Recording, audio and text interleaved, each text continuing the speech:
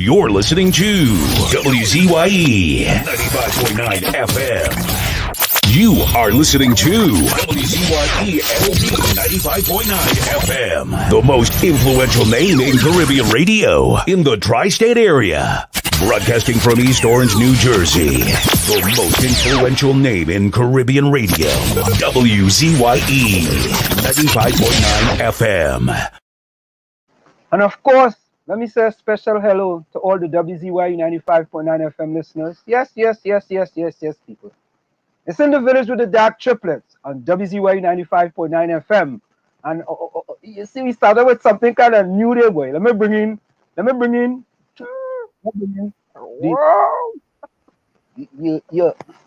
you like that? Yeah, boy. But watch me now. Yeah. I didn't get a chance to eat breakfast, lunch, or dinner. So don't hate me, you know. Watch me now. Hey, look. Huh? Watch it. Trinbagonians can't show off on me, you know. Hey, look. Doubles in your thing. I look like no doubles now. What kind of doubles is that? Where you got a double? Doubles now. I know doubles. Yeah? Where you got a doubles from? What's Where you got a doubles from? I look like no doubles to me, no? I don't know where you got triple that then from. and what? Look. Hey, I solo too, boy. And watch now. I read one too, you know. Yeah, Girl gotta get some nourishment. Yeah, the race start, you know. The race start earlier. Cindy J early, boy. Cindy J first one, boy. Early o'clock, boy. And look what Steve Trini Lopez right after, boy. And Lana said, nah, I ain't letting that happen. You know what I mean? Lana right behind, boy. They ain't making no joke all day. I need some nourishment to take on the topics tonight. Tommy outside, child. You're inside, boy. Yeah, don't be inside. You know. What Lana say? Lana said, Diana, you get our doubles in Pagé or what? Hey, watch yourself, Diana. Watch yourself. Get in Barbados. Wait, what doubles you get in Barbados? You have any doubles in Barbados? We got doubles in Barbados. Those are triple. Flying fish double. Yeah, flying fish double. Hey, listen. Steve Trini Lopez is a smart fella, you know. Yeah, what he said? He said, ladies first. Steve Trini Lopez, you're smart. He's a smart fella. Yeah. My you're very doubles smart. alone. That double's big so in truth, boy? No, it's not double because it's a triple. I don't know. You buy that by the Bajan bakery store? Never mind where I buy it. It's a double. I get my money's worth. Yeah, well, that is a good thing. And we will wait for the as the Phantom.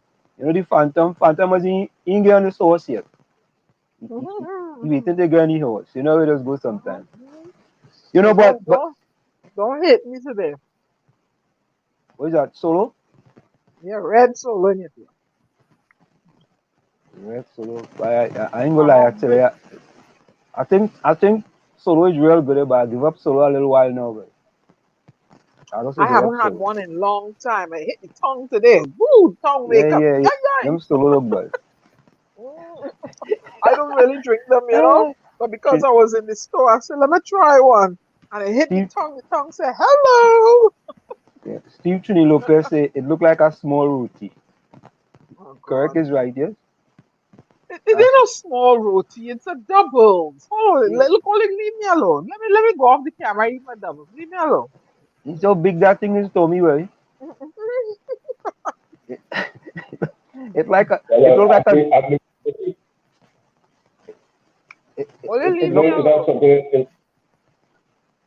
That's something that's called a piper roti. It's a piper roti. It's a bus-up shot.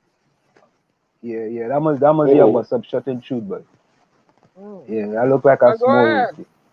Yeah, but you know, always all kind of thing going on in TNT, you know. There's all kind of thing. We had the press conference today. Go ahead, Tommy. I think they're adhering to some of our demands, man. You know, Tommy, I want to agree with you in that some of the things that we have said is some of the things that they are putting in place now. And I'm going to talk about a person. We had a private discussion, and he's part of the Go Along Get Along gang, and the PNM, the Go Along Get Along PNM gang, right?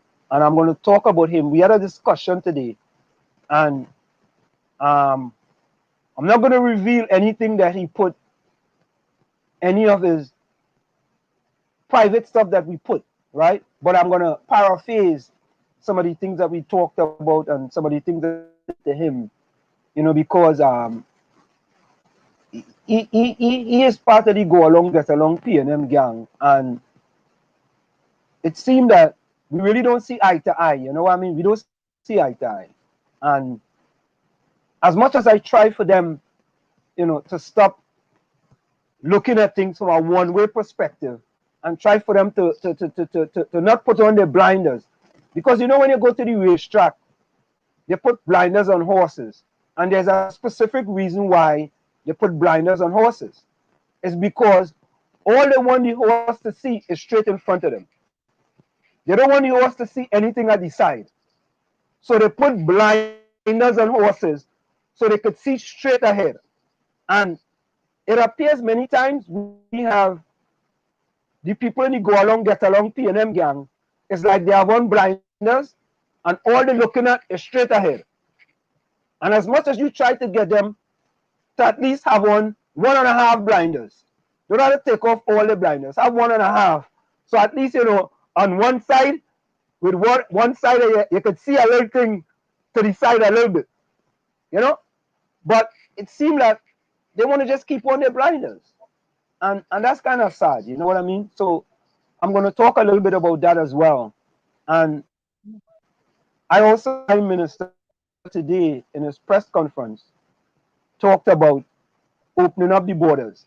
And I want to say to exile and stranded citizens, I want to say to you all, just be careful in your ecstasy that this will happen. Wait until it happens, because after all, the Prime Minister of Trinidad and Tobago, he's very, very good.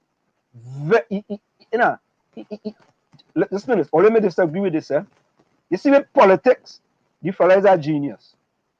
In politics in Trinidad and Tobago, he's a genius.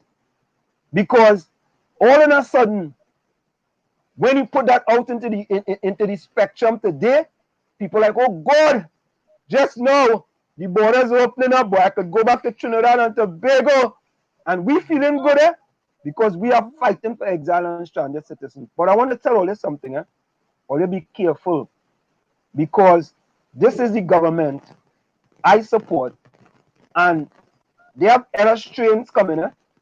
If in the next few days another strain comes to Trinidad and Tobago, right, it's a different story. It's a different story.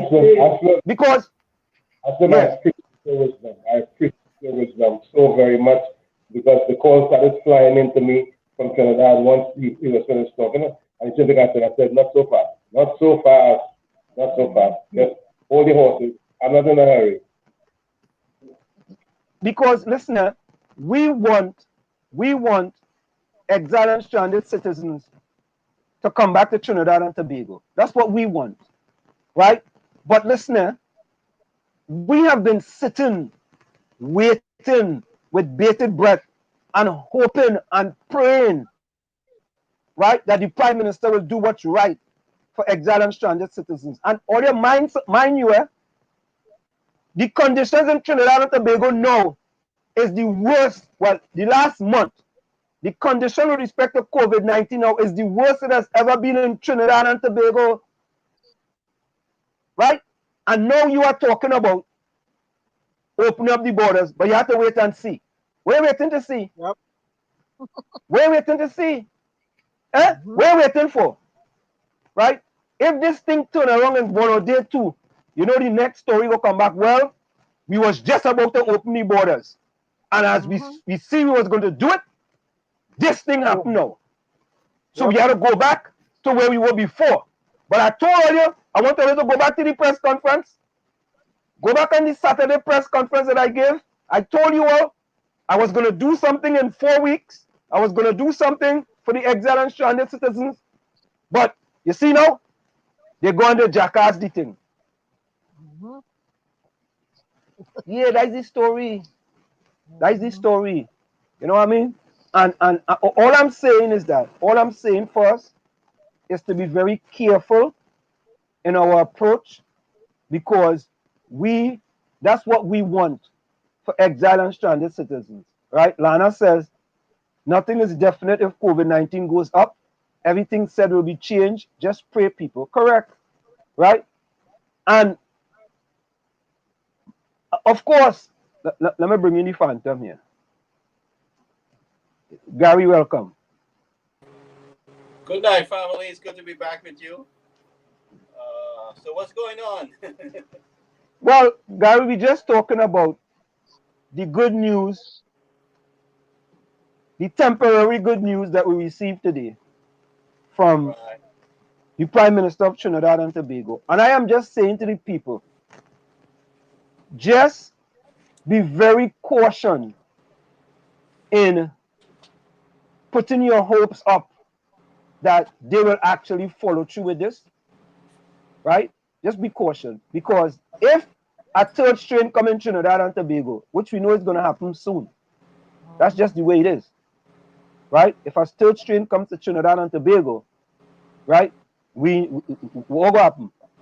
But they already found the some of the variant in a lab in St. Augustine. I saw a news article to that effect.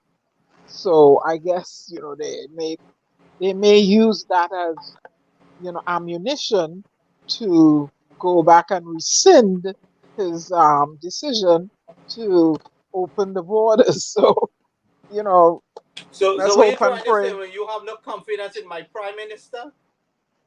Well, where you come from late trying to put words in my mouth, huh? I know what I want to say. Don't try to put words in my mouth. I know exactly. I know exactly what I want to say. Okay? But how come you looking so hope, nice? How come you looking so nice? Thank you, Gary. I hope that you here to give me trouble about my doubles, right? They tease me about my doubles, all right? Well, listen to Gary, me. Just remember you're hanging out with this Indian fella, yeah? Okay. Gary, yeah, if you see that doubles, the doubles look like a bust-up shot. Oh, Lord. It may look like a small roti and all kind of, but that's okay. When you make your doubles, are they giving you trouble with? Yeah, they gave me the tease me about my doubles. You see, the bullying me. That's all right. I will take my licks. Let's welcome Gayatri from Virginia. Steve Lopez says distraction from vaccine. Yeah, but you know, this is me. If I were a stranded national now, I don't want to go back there now unless I'm vaccinated, because I don't know, you know, they don't have the healthcare system down there to, you know, take care of me. Why you want to open the... Huh? But Diana, Gary, and the Phantom. Let's listen to the Prime Minister today with respect to the borders. Let's listen there. Today, we are going to alert you to what we're going to do in the next, hopefully, and this is barring any flare-up or any general misconduct population-wise, providing we stay on this track. Yesterday I met with a team of our ministers and Caribbean Airline, that's our national airline, that has been on the ground now for a year and how many? Heavily funded by you, the taxpayer, but we've preserved it. And just as we were in mid-March, about to take some decisions as to what we do about the border closure, we've had that discussion yesterday, and I hope we get a better result this time. In the coming days, probably on Tuesday, the team, health, and other relevant personnel would meet with Caribbean Airlines, because it's the government's position that within the next 4 to 6 weeks, we would do away with the border closure arrangement and the exemption system. Because as we vaccinate, and as vaccination has been accelerated in North America in particular, the situation is different now. The populations of North America and the Caribbean can now more easily mix, and we are better able to manage people coming into the country. And I look forward to the day when nobody will have to ask permission to come home, but you qualify to get in under certain circumstances which are your responsibility and not for the government to tell you yea or nay. And those details will come to you in the next few days. By the end of next week, you will get the clear details as to what the open airport would mean, and Caribbean Airlines would begin to fly scheduled flights, and persons coming into the country should be of the same ilk as those who are coming to us from outside, as us going out. But there will be controls, and there will be categorization of your condition. I say no more on that today, except to indicate that we are close to the point of removing the exemption border closure arrangement. And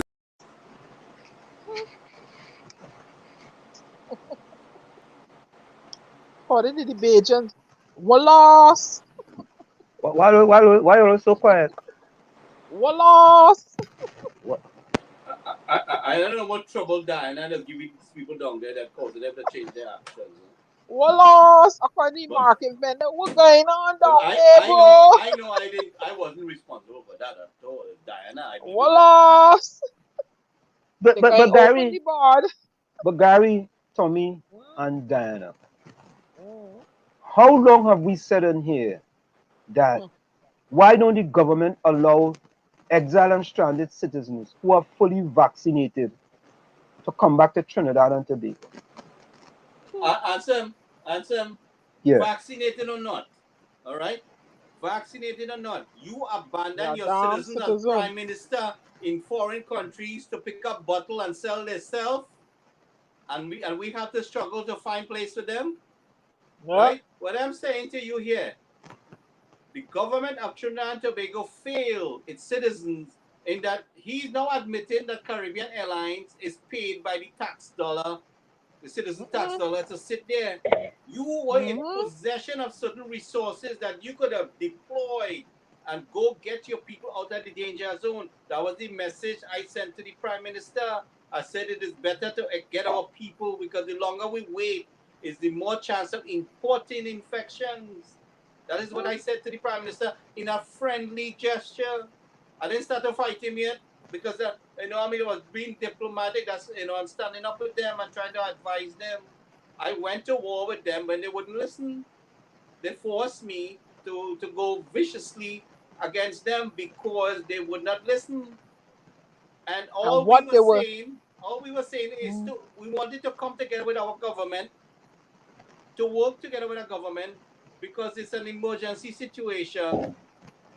And everything I said to them, they were ignoring and being arrogant. And I'm happy that Stuart Young is out of this picture with in national scale. I won't say totally out of the picture, because he seems to be holding the hand still. Stuart Young needs to get the hell out of the way, because his influence on the Prime Minister is very bad. And what they were trying to avoid, COVID, look, it's still there and it's rampant. And it's not, and the stranded citizens are not the source of the COVID cases rising in Trinidad and Tobago. The stranded citizens are not, because you're bringing them in, you're forcing them to pay for quarantine. Some of them, they're coming in negative. You're putting them in quarantine. They're not the source of the COVID cases, and it's proven now. So, hello, Dr. Rowley. You yourself said the people down there jackass anything. And we've been yelling and screaming to let the people come home. Let them go on quarantine in their home. But you lock the country and lock out people, people suffering, collecting bottles. They have no money to buy medicine. Out in the come on. This I is have a this is a picture. I have a picture of a woman collecting bottles in Queens. I just don't want to share it because I don't want to embarrass the lady. All right? Of collecting bottles. Somebody took a picture. I tell them to get the number for me. So I have some physical evidence of a woman picking up bottle in Queens because she can't go back home. And some people got treated but badly with their own family, overstayed their welcome. But what I'm saying to you is they lock the airports. They lock our citizens out, right? That who wanted to enter legally. But in the meantime, the fence line was wide open for illegal immigrants to flow into the country, saturate our forests, and spread this virus all the way around. But that locking the airport down was securing the border. That's the sense them have. And all where we try, this is more than a year now, all where we try to reach out to them and extend ourselves and share ideas, and in the meantime we're helping our citizens, they puff up their chests. We's troublemakers and rebel rousers and mischief makers. Huh? And we trying to help, yeah. They know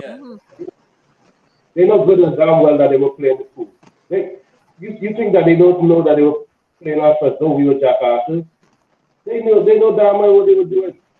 So they had sooner stuff like a foot to hold it down, and eventually, as they did, try to enrich their friends with these over quarantine hotels and all of that damn nonsense. They know. But you know something, guys? And you know what makes it worse, boy? But look at this, right? We have now a cultural workers travel exemption and vaccination process, right? So our government, the government of Trinidad and Tobago, is now into discrimination. The government of Trinidad and Tobago is discriminating against exile and stranded citizens. Yeah, I said it. They're discriminating against exile and stranded citizens.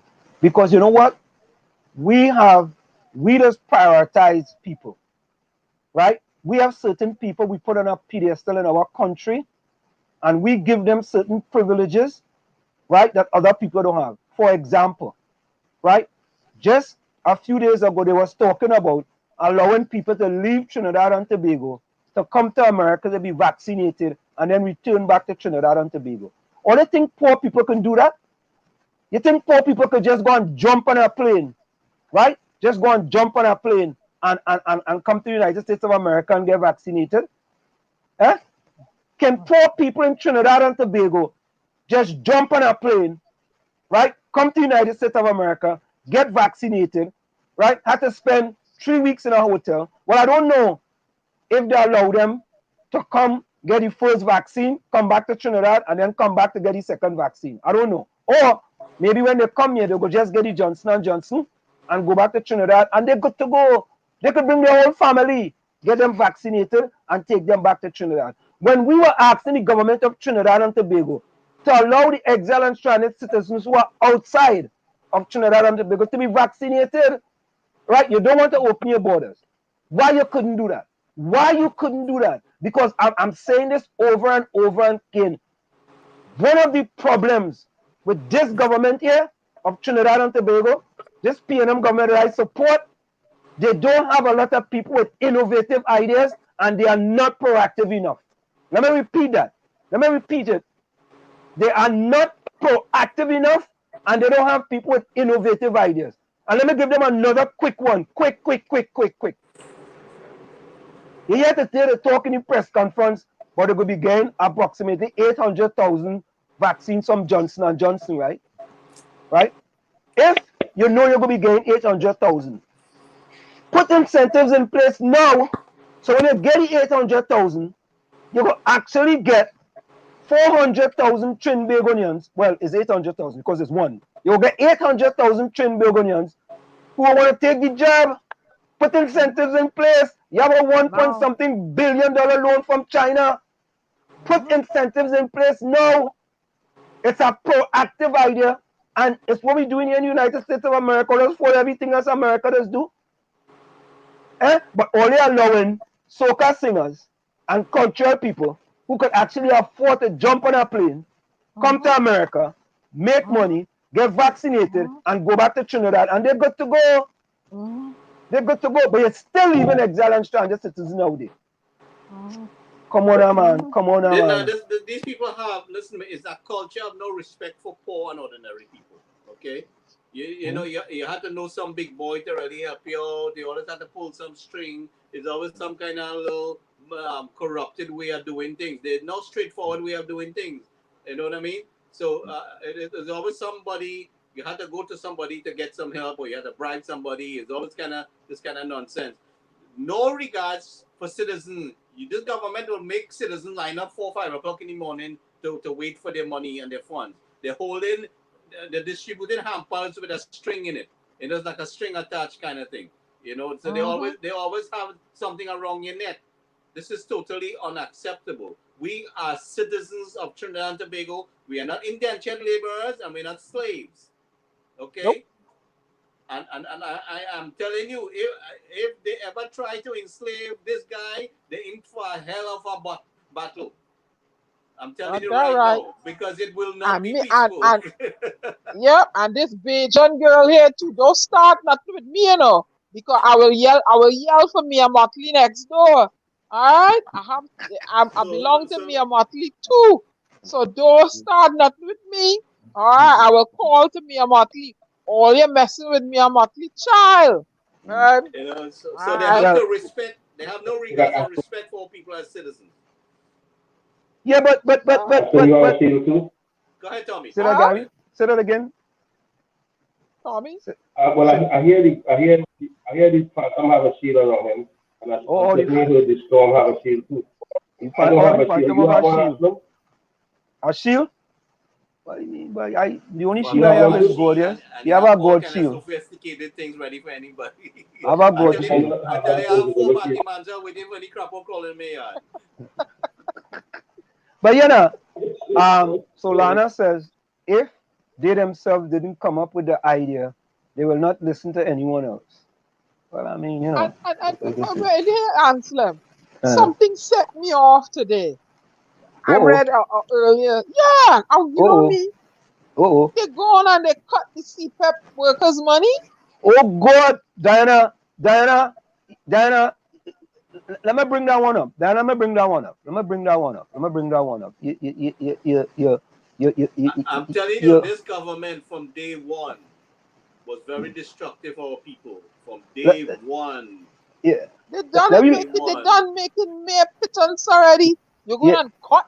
So, and they ain't cutting their salaries, you know. Yeah, let me listen to that one. The management of CPEP says the decision to reduce workers' salaries at this time will safeguard the jobs of its employees, which is the company's main priority. CPEP's board of directors met last week and took a decision to reduce the working hours of workers to 4 hours per day and reduce the teams by 50%. This means each worker will be working 2 days per week and a maximum of 8 days per month. CPEP says this will result in a reduction in their salaries by 33.3% and will also affect the management fees of contractors. The company says these measures will ensure that there is no job loss at CPEP. But Diana, let me ask you a question. Do they have a minimum wage in Trinidad and Tobago? Oh God! Is there? Is there a minimum wage? Somebody help me now. Somebody in the chat help me because you're going to say we don't live in Trinidad and Tobago. Is there a minimum wage in Trinidad? Sure. I can't really state. Yeah, so somebody in the chat who lives in Trinidad and Tobago, I just want to know if there's a minimum. You know, boy. This is pure wickedness, you know. In the meantime, what is this? Somebody said, wait. What somebody say? $15 per hour. $15 per hour. So CPEP monies will not cut. Be properly informed. Dave Fernandez, what rock you living under? You know, boy. You know. Isn't that what we just saw in the news clip? Let me play that again. Dave Fernandez, I know you might have earplugs in your ears, or you might have one of red sunglasses, right? let me repeat that for you, just in case you missed it. Wait. Don't go to the bathroom yet, Dave. Dave, wait. No, leave the Guinness. Because Guinness not good for you. You're taking a stag instead? All right. You can take a stag. Listen again, Dave. Listen. The management of 𝗧𝗏 says the decision to reduce workers' salaries at this time will safeguard the jobs of its employees, which... Let me ask a question. Diana, I don't know. When you're going to reduce someone's salary? So let me say something. If I'm making $50,000 and they reduce my salary to $30,000, what does that mean? That's a pay cut. No. You know what? It's funny. I was hoping proud of the first speech that someone asked about everybody's salary and salary. Something scratching in Not near you. For me. Okay. Anyways.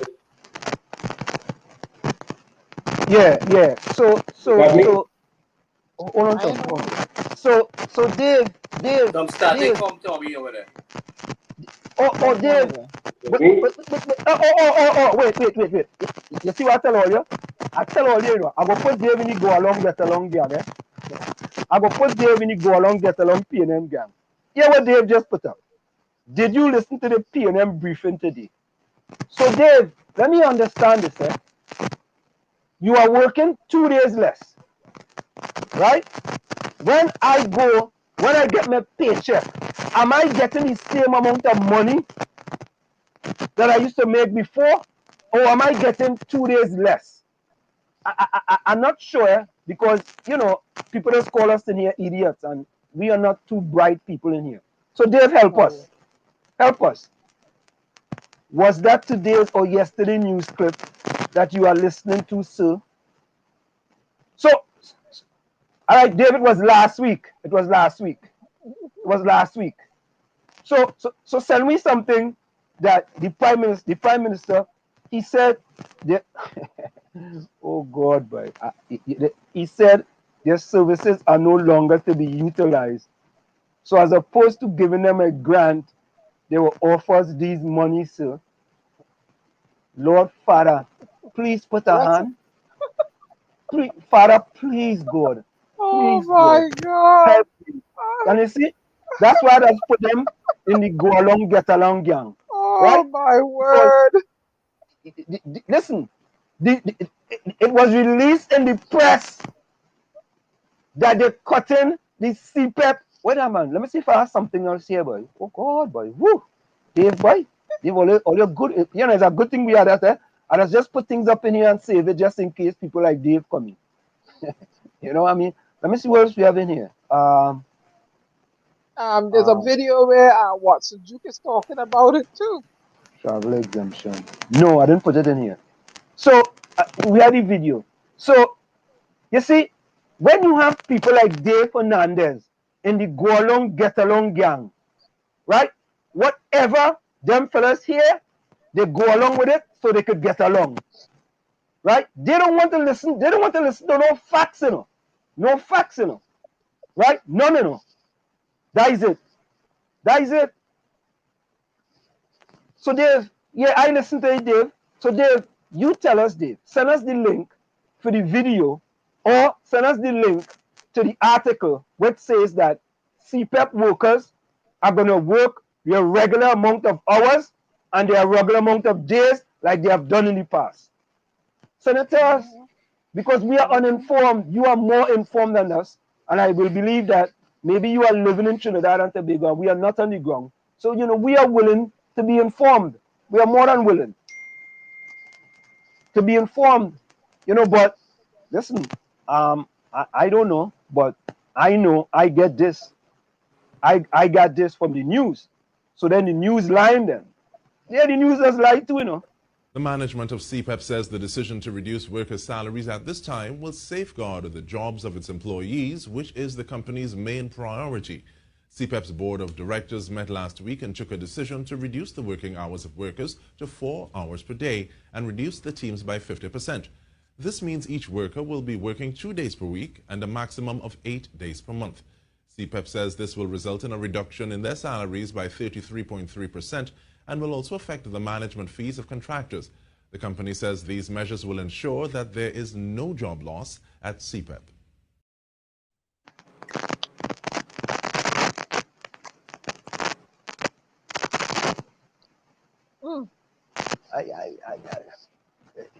I'm reading a media release from 𝗪𝗶𝗹𝗃's page dated June 4th, 2021, and it states here exactly what the guy just read. 𝗪𝗶𝗹 clarifies decision to reduce workers' salary. 𝗪𝗶𝗹 clarifies decision to reduce workers' salary. I mean, I can read and reducing workers' salary means that's fake news. That's fake news. But it's coming directly from 𝗪𝗶𝗹's page. No. Somebody tap into the 𝗪𝗶𝗹 page and put that up. Fake news. That's fake news. But it's coming directly from their page, Ansnem. No, but that's fake. Dave said that's fake they're news. laying you off. They're laying you off, cutting your hours. No, they ain't laying you off, Gary. Gary, they're not laying you off. They're cutting your salary 33 and a third %. Yeah, I talk about the I'm talking across the board. Some people are losing their job who have lost their job. No. We just talking about 𝗪𝗶𝗹. 𝗪𝗶𝗹. But what I'm saying, the point I'm trying is that you can't go to the side of the road and sell a little mango and sell a little fish or sell any kind of little thing. So they bring the police to seize your goods, right? So we grew up in a country where people could have done that all the time. A little corn and selling your things. Gary. Gary, you and Diana, I feel you and Diana have ESP, you know. I feel only look into the things that we're doing here and talking about that. Look, Gary, what you say? Listen to this. Good morning, Trinidad and Tobago. We live on Claxamay Junction this morning. But this morning, we as fishermen run into a problem. An unannounced problem. Right? And I don't know why it is they're trying to advantage and pressure poor people like that. To me, like they're trying to kill you one way or the other. You know? The police come here this morning and telling me we can't vend. Right? We can't vend this morning. So here what's going on. I want to know the people were going to work last night and come looking for $1 this morning to catch a bread. They come and close the parlor. You can't get a sea drink. Right? You can't get a bread to go in. And tell me if you feel this is right. Right? Fisherman invest the money yesterday. Right? We didn't invest by the hundreds when the day come. But that is what it's costing you right now. It's costing you plenty to live. You understand? And to support the little people. You understand what I'm showing you? What about the man who went to work yesterday and scrape a little dollar? He might be even get plenty and saying, well, boy, this morning if I can't buy a 5 pound of flour, I go buy a bread and a fish and I go man fry. They want to tell me no vending this morning. People all feel that is right. That is right, watch. Watch you sure. Watch that boat ain't coming yet. It's still a boat outside. You understand? So what are we supposed to do with this goods this morning? Right? We the last people that just think about giving anything. They don't give you nothing. You understand what I'm showing you? And now, like, they're trying to put me down to the last. That the smallest man now can't get nothing to eat when the morning come. You think that is right? That is what I call advantaging. Right? Advantaging citizens. You understand what I'm showing you? Advantaging citizens.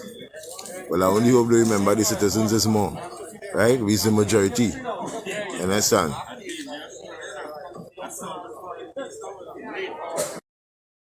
And let me say this, a member of the Go Along Get Along gang, my friend Pastor Google, I sent him this video, right? I sent him this video. And, well, boy, we had a long discussion. And he was saying to me that, well, you know, the police tried for them fellas to wear face masks.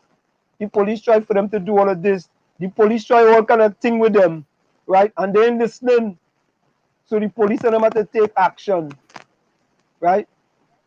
So I say, boy, do you have a heart, boy? Do you have a heart, boy? Them people struggling, boy. Them people try to make a little living to put food on the table for their families, boy. That's all they have. That's all the living they have. If they don't sell that fish today, when they go sell it? When they go sell the fish? And you agreeing with that, boy? And you's a pastor, boy? You's a pastor, boy? And you agreeing with that? I say, oh God, boy, you have no heart. I tell him that, you have no heart, man. You can't have a heart. You can't have a heart. If you see them people going out there hours in the morning fighting to catch a fish, when they catch a little fish, they come back in. They want to make a little small change, boy, to go and feed their family. It's COVID. It's a pandemic, you know. And you's a pastor and you agreeing with that, boy. That's why you is part of the go along, get along gang. You is part of that.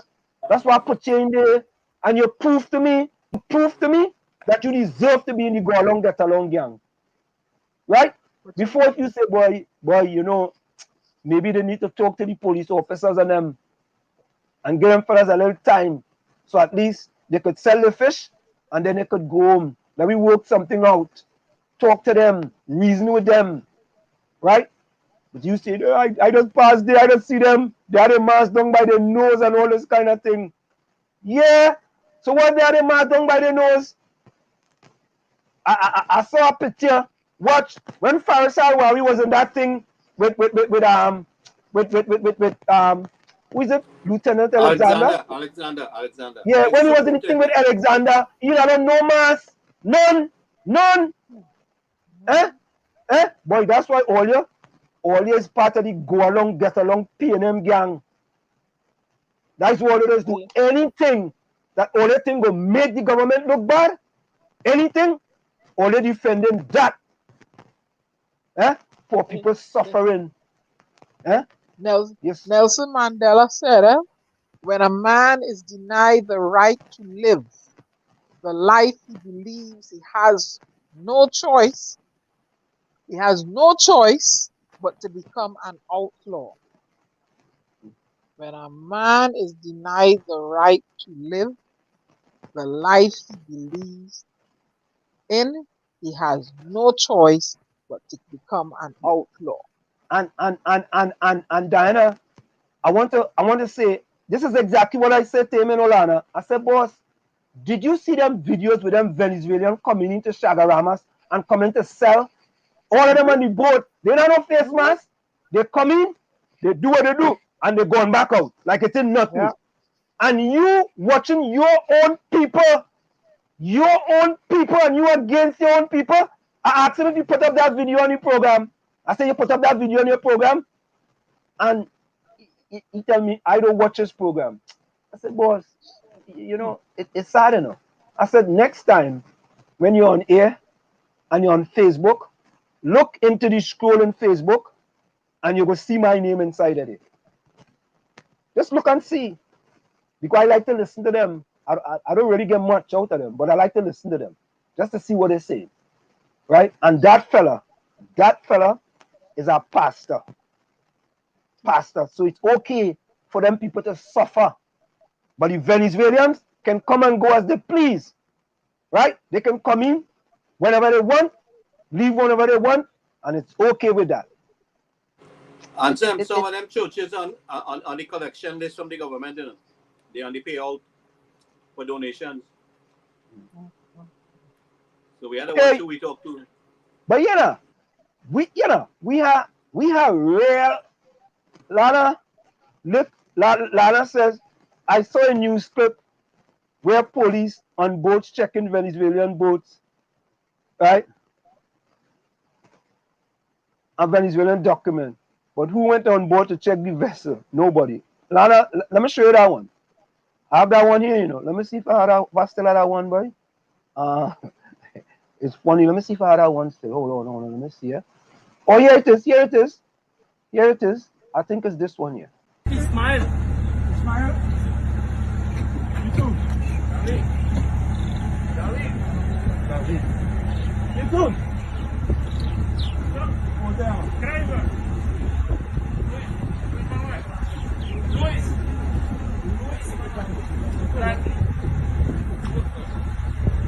¿Cuántas personas a bordo? Bien. Everybody here.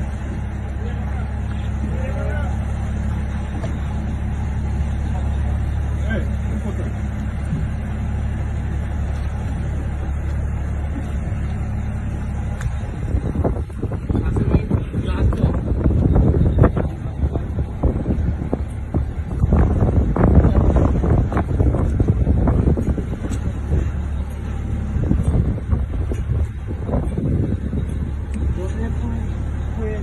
último puerto del carro. Último. ¿Me puede pasar? Margarita.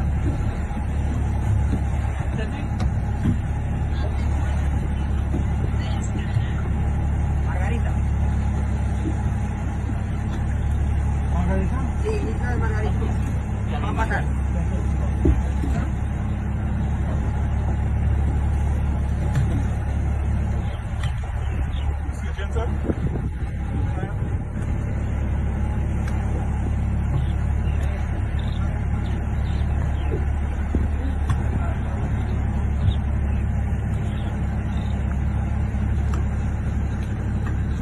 Cualquier cosa ilegal, a bordo.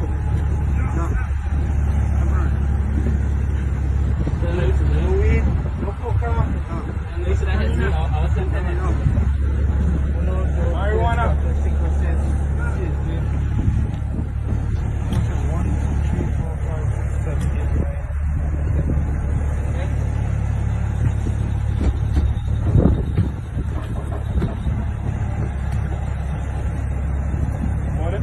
Nos vamos mañana a arreglar cosas para ir. Explica de nuevo. ¿Dónde? Mañana, fuera. Mañana, fuera. ¿Venezuela? ¿Cómo? ¿Venezuela? No, sí. Sí, dependiendo. Pescar, Venezuela o volver.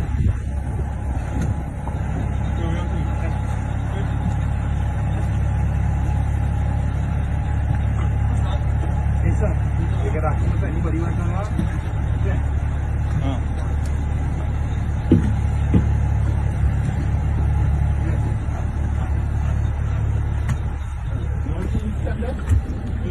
Un hielo. Voy a agarrar un hielo hoy.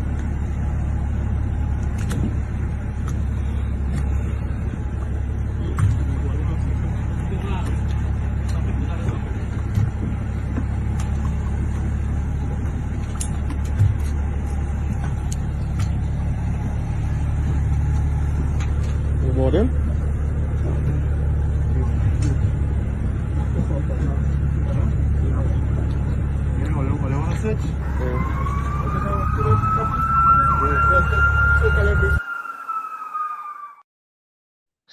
There you have it. But the TTPS also issued a press release. Here's the press release. The TTPS issued a press release. Let me read it for you. Boy, you know, if you stop a boat out in the ocean, what is one of the main things you will do? Huh? What is one of the main things you'll do? I mean, I think you'll board the boat, right? I think you'll board it, right? Yeah, you want to go on there, you want to see what's on there. You're checking for ammunition, you're checking for drugs, you're checking for if there's human trafficking. I mean, oh, Lord Father. So here is the release, Trinidad and Tobago Police Service Corporate Communication Unit, media release. And all you know when you're coming to the village, we just only deal with facts in the village. We don't come into when you're coming to the village, Dave Hernandez, when you're coming to the village. Yeah. Yeah. Oh God. You know, the man coming hot and sweaty, boy. You know, I listen, and I starting just waiting for them, you know, because I know them. I've been paying them for a long time and know them. They don't do no research, you know. All they just do is listen to a press conference and whatever the Prime Minister tell them, right? They're going along with that. That is it. That is it, you know. That's why they're part of the go along, get along gang. All you realize when I say the go along, get along, pay them gang. You see David and Anders coming and denying what's on the CPEP website, you know. Imagine that? Yep. You know, imagine that. Consequently, their salaries will be reduced by 33.33%. It says here, and this will also affect management fees of contractors. I know I can read, and that's what it say here. Okay. The man said no. Daniel lying. So let me say right. I just want to remind you, Takisha lawyer will be one of our lawyers will be joining us around 8:30. No problem. Let me read it for you. The press read media release. The TTPS coastal and riverine unit up and running. And listen to the first sentence, eh? Only listen to the first sentence. The Trinidad and Tobago Police Service coastal and riverine unit is up and running, and it will be launched shortly.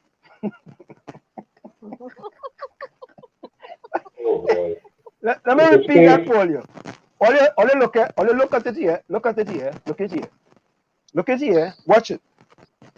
The Trinidad and Tobago Police Service coastal and riverine unit is up and running, and it will be launched shortly. Oh dear. Diana, what does that mean?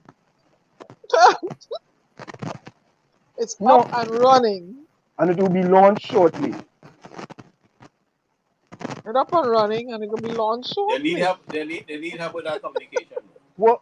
No, serious. What does that mean? It's up and running, and it will be launched shortly. Mean they're gonna have an opening launch, right? Yeah. Is that what it means? It's up and running, it's gonna be launched shortly. Okay. Good. Okay. So it goes on to say the unit will I guess they're trying to say that they'll be ready to roll pretty soon. That's what it's saying. Something I called for, that was something I called for a little while ago. Tell me what you're saying? It's up and running, and they're going to have an official launch tonight, imagine. I'm just trying to give them the benefit of the doubt. So it's up and running, and then they will have an opening launch. Is that what you're saying? Maybe. Yeah, after well, they know it's operational now and all as well, so they're gonna have an official launch. Oh, okay, that's what they mean. I can imagine. All right, that's fine.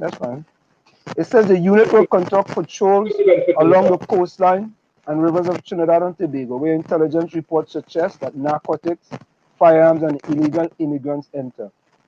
The Coast and Riverine Unit will assist the Coast Guard to patrol territorial waters. The unit will be searching for illegal immigrants who are trying to enter the country over the past week. The officers have been busy. Wait. Over the past weeks, the officers have been busy stopping and checking on vessels, in particular fishing vessels, to determine whether they are legitimate in Trinidad and Tobago waters. Some of these vessels have contracts with local companies to offload fish and to purchase ice. So that unit gonna be launched shortly, right? Probably. Oh God. Well, yes. I could understand why we have people like Dave Fernandez, but I could understand why we had that, but they want to know we could share the clip on this forum. Dave, just put the link in the chat there, and I will get it. Just put the link in the chat. All right. Dave says, I like people like Dave, but Dave says, you are pushing a false rhetoric, sir, as that question was specifically asked, sir. Okay. Oh boy. Yeah. Dave, send the clip now. We go play that. So the release from the CPEP was incorrect. Right? Send it through. Send it through. And all the news media, well, that was fake news. Dave said he taped it from the television. Okay. Okay. Oh. All right. Dave, well, what I could tell you about Dave, I don't know what to tell you now, Dave, boy. But Dave, yeah, you could paste. Dave, you could paste it in there, man. You could paste it in there. Paste it in there. You could paste it in Facebook. There's Facebook. You could paste it in there, and I will play. Paste it right in there, and I'll play. So CPEP was incorrect, and the news was incorrect, and the Prime Minister corrected that there was no going to be no cut in CPEP. That's okay, Dave. Paste it. We will play it. We have no problems, and if we are wrong, I personally will apologize if I'm wrong. So we have no problems with that, right? Yeah, so somebody talk about the police even go on the boat. Well, you know what? And that picture come from the police, eh? That picture come from the press release, eh? Right? So at least to me, you would at least go on board the boat to see if there have any illegal immigrants on the boat. You don't know that. I don't know that. And if that is video release, look.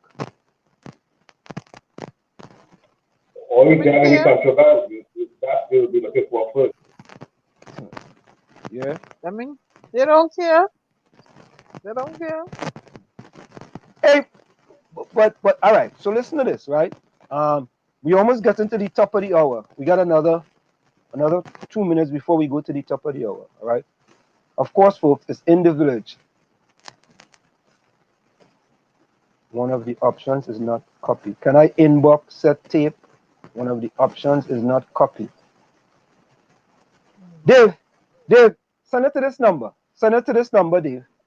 Send it to 973-868-1444. Send it to that number. 973-868-1444. Send it to that. And we'll play it right here. Send it to this. All right? So you get that right there. All right? Now today, the Prime Minister also talked about getting 800,000 vaccines from J&J. Let me see. Now we're gonna get to that one when we come back, right? About the Prime Minister getting Trinidad and Tobago getting vaccines from J&J, right? So folks, of course, it's in the village with the dark triplets on WZY 95.9 FM. We come to you every Tuesday, Thursday, and Saturday from 7 to 9 p.m. That's 7 to 9 p.m. We're going to go for a quick break, and we'll be right back after this break.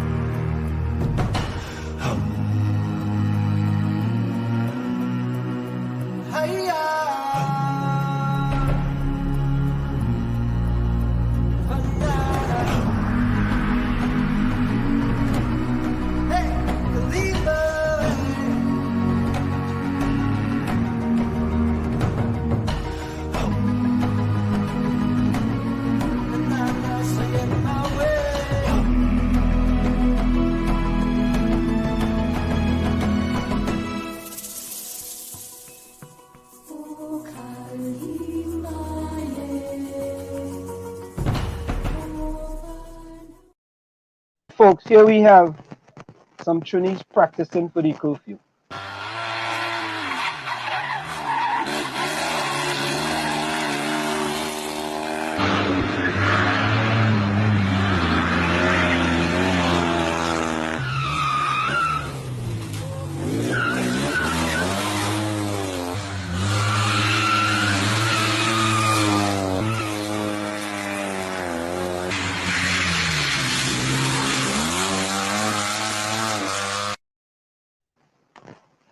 You're listening to WZYE 95.9 FM.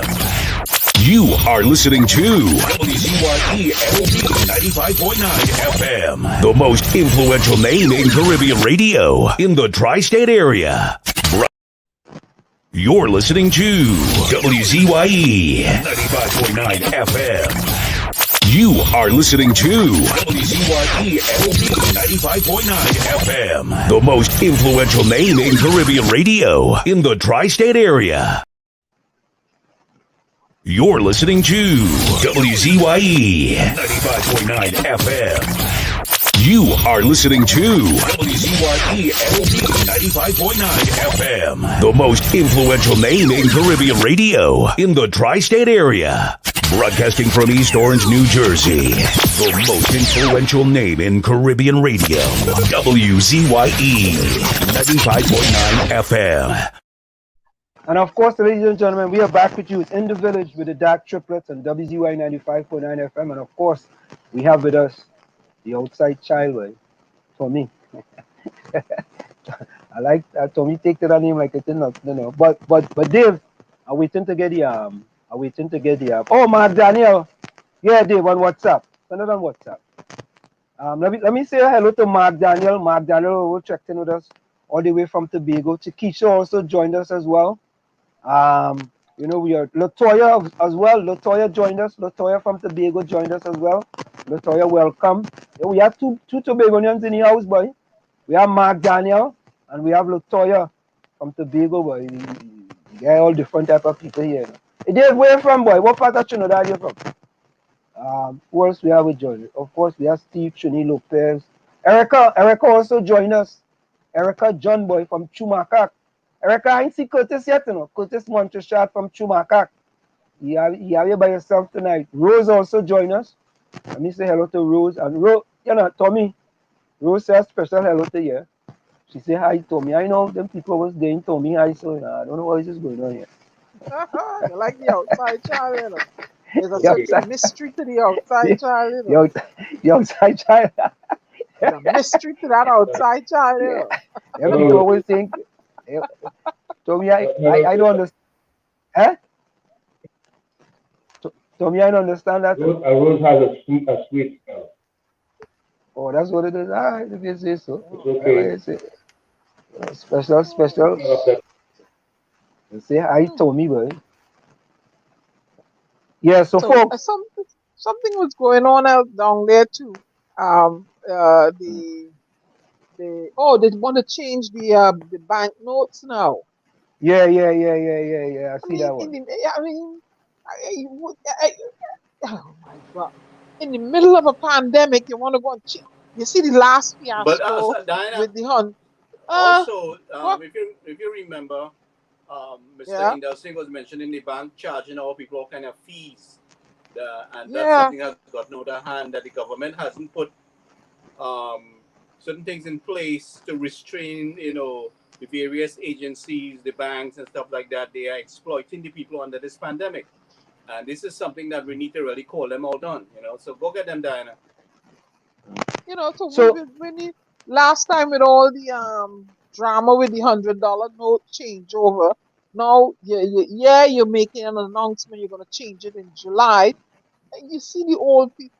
Okay, granted, there's you should have direct deposit, but there are some people that are stuck in the old school system. They believe in going and stand up in the bank and change it. You understand what I'm saying? No matter how hard you try to tell them to switch to this new system, and you see people stand outside the bank and fees you're attaching. Oh my God. How is this going to affect people in a pandemic? You're changing notes in the middle of a pandemic. You're going to do this now? I mean, there's more drama again on top of stuff. People don't even have no money. Look up, fella. Remember the guy put the thing that all he had was $35. I was trying to track him down. All he had was $35 in his bank account, and he threw a bottle of coins, a jar with a bottle of coins on the bed, and they want $20 from the $35 for a bank statement in order to get a grant. I mean, how are you further? You are oppressing people. I don't know now. What is going on in Trinidad and Tobago? And you know what? Every few years, right? The oppressed, they decide which particular representatives of the oppressing class are going to represent and further repress them. Karl Marx said that. You're all going to go and vote for somebody who are going to continue oppressing you. And this pandemic, this pandemic has revealed a whole lot of stuff. A whole lot of stuff. It shows who the haves and who they have not. It shows you. Go ahead, answer. no, Diana, you're absolutely right because when they want people who could leave Trinidad and come away and get vaccinated, poor people can't leave, just pick up and leave Trinidad and come away to get vaccinated. They can't just do that. There's only certain people in Trinidad can do that. right? Precisely. You're not only doing that, but and here is the other one right here. This one with this 18 one with the months on the cultural people. breadline, stakeholders of the arts and entertainment industry are welcoming government's initiative to prioritize vaccination and travel exemptions for the sector, as outside of the local carnival season, the regional and international markets are where artists really make their gains. In 2019, 3 of our top steel bands performed at the Miami Carnival, and they were invited to return in 2020. So this is an opportunity now for them to go abroad in at least in October of this year. And so we look forward to that. 𝗪𝗶𝗹𝗏𝗡 says many of its members have already recorded new songs for 2021 and are eager to perform, but notes that even with the opportunity to do so, finances may still pose a challenge. Most times we go, sometimes out of pocket, to the various carnivals, and there and then we are employed. So that would be the little hesitancy, because then you would need financial help in terms of getting your tickets to go. You know, is who can help who. We have been, as a family unit, helping our fellow artists, especially those who have been persevering consistently on the ground, but not so popularly known as some of the others, and who would depend on the carnival season and the calypso tents and all the shows. Meanwhile, the TNT Promoters Association is calling the Tourism Ministry's initiative a step in the right direction, as they feel more can still be done to boost the sector. But we want to have conversations about safely and intelligently reopening the entertainment sector. We hear the word gathering all the time. We hear the word congregation all the time. And unfortunately, our business is based around gathering and congregation. So we are mindful of the challenges that exist as a consequence of that. And all of the dialogue that we've been having is geared towards finding ways that we can open up. Now, there are hybrid events, there have been virtual events. Everyone has seen what those have been able to do. On April 21st, the Ministry of Tourism announced that all public performance spaces would be closed until further notice, following a spike in COVID-19 cases. Renessa Cutting, TV6 News. So you see, Diana, I don't have a problem with entertainers making $1. I don't have a problem with that. If that's how they make the living, fine, right? Put things in place. But I don't have a problem too if all they want to give the 1% exemptions for them to leave the country, come away, get vaccine, bring their whole family, get all of them vaccinated, let them get the one jab, Johnson & Johnson. They come one day, they spend 2 days, whatever side effects they deal with, they do, and they come back to Trinidad, fine. If you want to do that, do that. But you have to think about the poor people in the country. We could trust this government. Yeah, we could trust them with something. We can't trust them with the exemption process. Look how many people trying to get back home. Now people might be scared to leave. They might let them back in. You know, that's really funny. But what I'm saying to you is, instead of it is more costly for people to leave the country and get the vaccination. Why can't we pull our resources and import the vaccination? Well, I think based on the news conference today, I think Trinidad may be able to get, based on the news conference, right? The evidence has to follow, because a lot of times people say things about. Well, let me go to that guy. Let me go to the news conference today and talk. Listen to what he had to say about the vaccines today. Okay, let's go to that, because I like my boy Dave Hernandez to listen to the facts. Made to get a further significant shipment from China that has been formalized, and I'm advised by the ministers who are following that on a day-to-day basis that next week, Thursday, we should have a significant shipment from China. It's going to be more than we had the last time. And of course, most satisfying is that we have made the payment as required into the African Medical Supply Platform. And you may recall, I had told you that, and you would have seen in the various news items, that the African Medical Supply Platform had made its move to get AstraZeneca, because AstraZeneca was what was approved early. Later on, other suppliers got approval, which was Johnson & Johnson and Pfizer. And certain issues had arisen, and in South Africa in particular, with that first variant, and the AstraZeneca vaccine was not found to be usable in South Africa. The African Medical Supply Platform switched its order from the 2-dose AstraZeneca to the Johnson & Johnson vaccine, which is what was approved recently, and the main African medical supply order was Johnson & Johnson.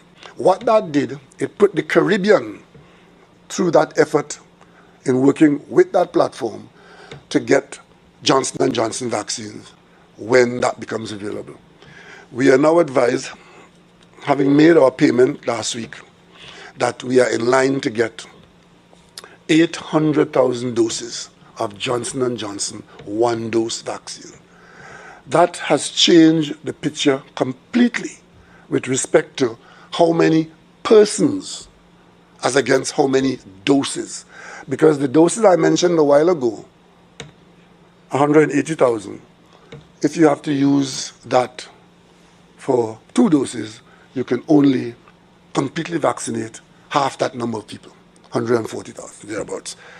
But the Johnson & Johnson vaccine, being a one-shot vaccine, 800,000 there mean 800,000 people. And that is, we are anticipating the arrival of the first batch of that vaccine in August. So it means that for the next 8 weeks, our vaccination program would be largely confined to what we can get out of the COVAX. We're expecting a 3rd shipment that will complete our 100,000 from our first payment and our involvement. We are expecting a steady flow from the Sinopharm, next shipment on Thursday, and then we begin to look for a 3rd one somewhere down the road. But it means that this is not the beginning of the end. It probably, if I may quote the famous Winston Churchill statement, is the end of the beginning. But we can now confidently say that we have a vaccination program that by the next 12 weeks, June, July, August, within 12 weeks, depending on the shipping arrangements, we would be able to vaccinate a substantial amount of people. Our first target is 500,000 people in this country.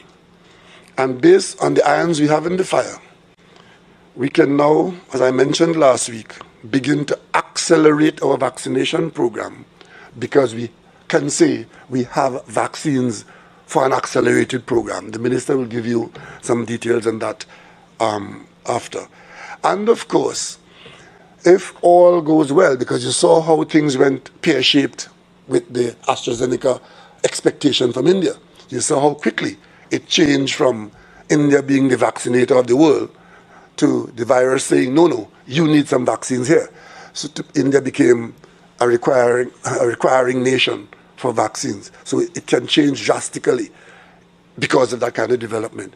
But assuming that it remains on track, where the Africans platform would be serviced from the suppliers in the way that they are expecting now, in the way that we've paid into an allocation, and the usage of what we are getting in the programs that we have going on, we can now fairly reasonably say that we are at the beginning of what is required to bring this infection under control, to have some semblance of normalcy returning to our country and our lives, where we live with the virus as a vaccinated population, where the virus infection, the rate of hospitalization, and I dare say the rate of death would be considerably lower and managed in a way that we get the least effect of the virus.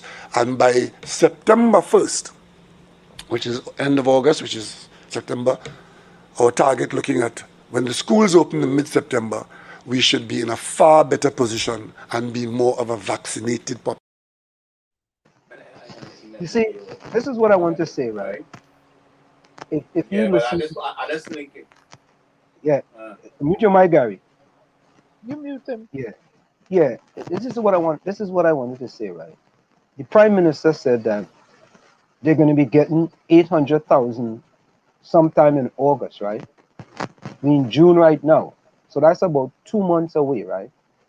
And he also indicated that very shortly they will be looking at the borders, right, in that and the exemption process. And they don't really have a lot more vaccines coming in before August. The biggest thing they're going to get, the biggest shipment they're going to get is the 800,000 of Johnson & Johnson's. And he said it's in August, right? So,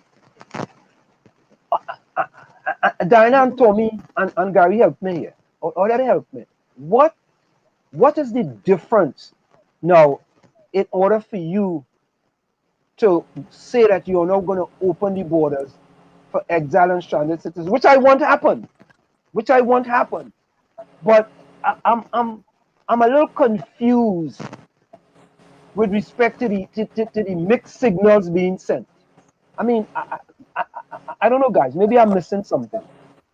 Help me. And he can't divide half of 180,000 is 90. But anyway, I don't know. I don't know what's going on. I like Gary. I think he's gonna come with some. He's gonna swing it from the side of his mouth and say so. And like my boy Adrian says, Uncle Ketos. It would depend on what he's reading, what script he's reading. We want to wait and see. Because he's talking we wait about and opening up see, the school. and be ready for him in any nonsense that he come with. We will be ready. Yeah, he says he's going to open up the schools in September. He wants to open up the borders. Well, let's wait and see. I know I personally ain't going to Trinidad and Tobago no time soon because they're gonna have me targeted because we challenge them on all these issues.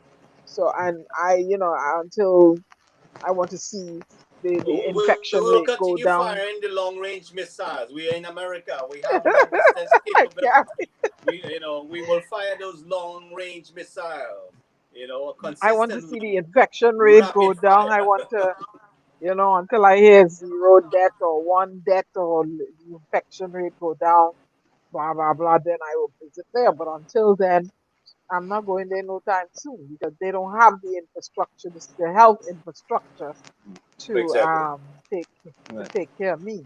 If, I ain't taking no chance. And Diana, I want to apologize. I tend to jump sometimes because when you're a runner, you like to run fast, quick, and do all kind of things fast. Yeah, you flash. Run with it. Run with it. I like to run. Yeah, I like to run with certain. My sport was field hockey, so I'm gonna hit the ball hard across the field.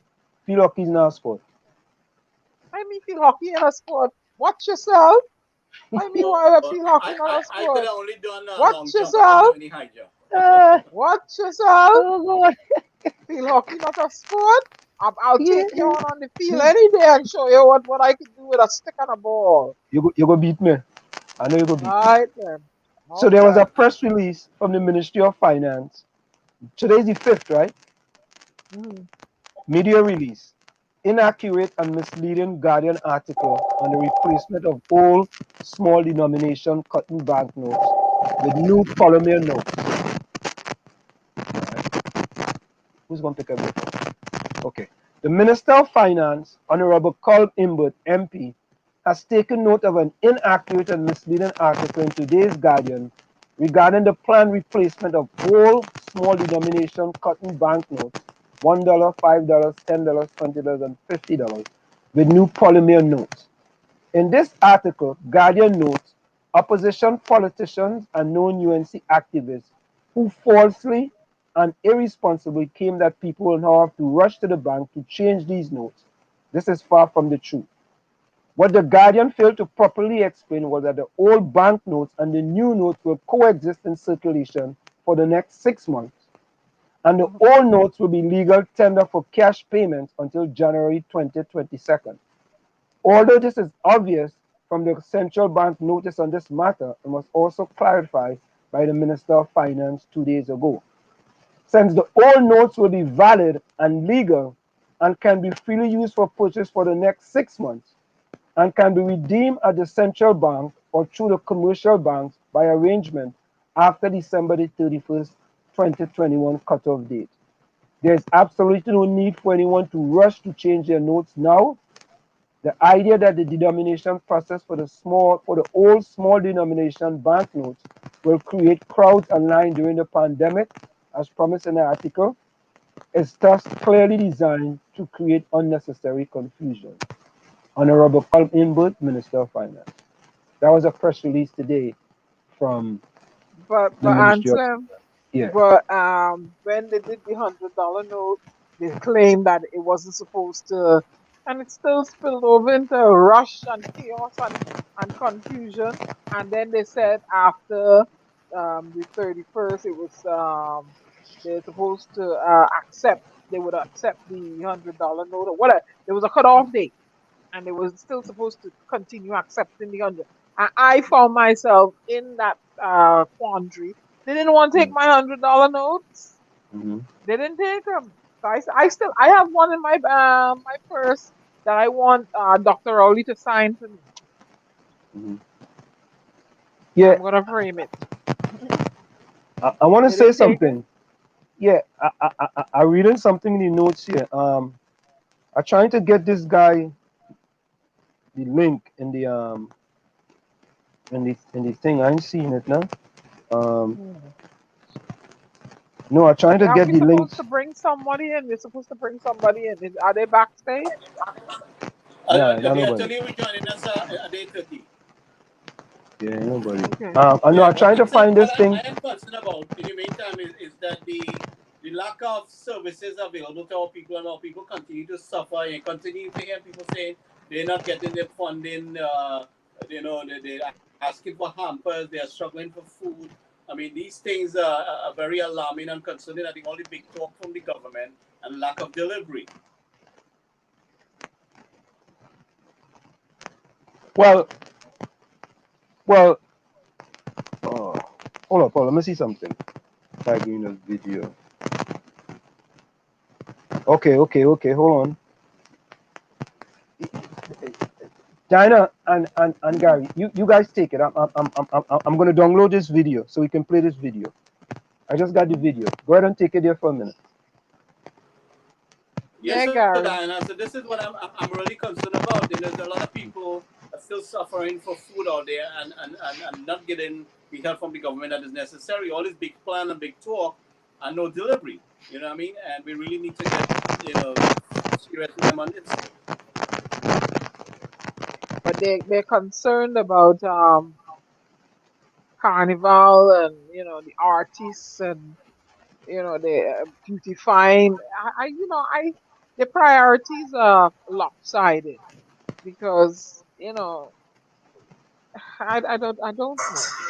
You should be concerned about feeding your population, right? You should be concerned about who food, food and shelter. Did you call a moratorium on payments, utility bills, and all that?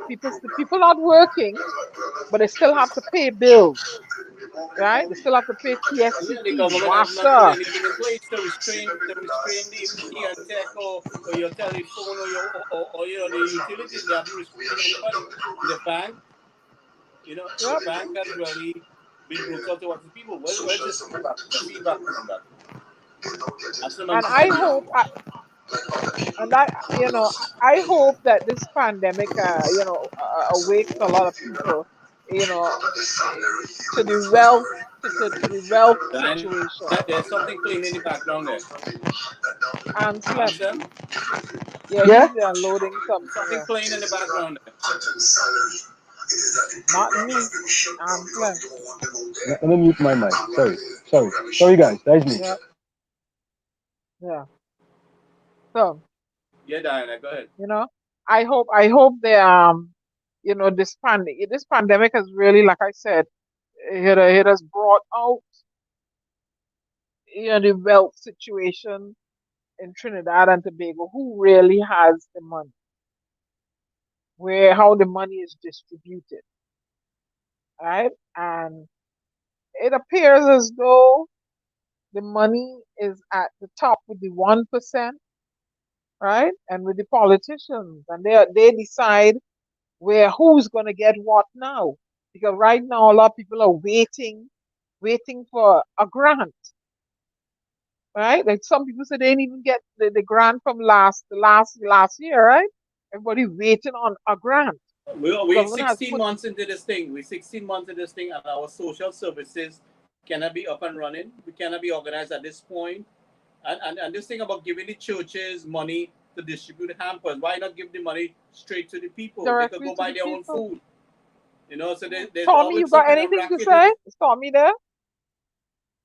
Tommy. He's gone. You know? You got anything to say on that issue? Okay, I'm back in. You know, the whole money situation is ridiculous. We started off talking about the changing of the notes of this time. That is crazy. Why couldn't we wait till things are normalized to change the money, change it to $1, $5, $10, $20? It's up to 50 change and $50, right?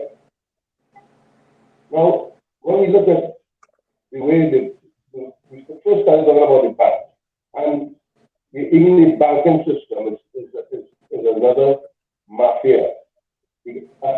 Time magazine described Trinidad as predators in paradise some years ago, and they have gotten worse instead of better.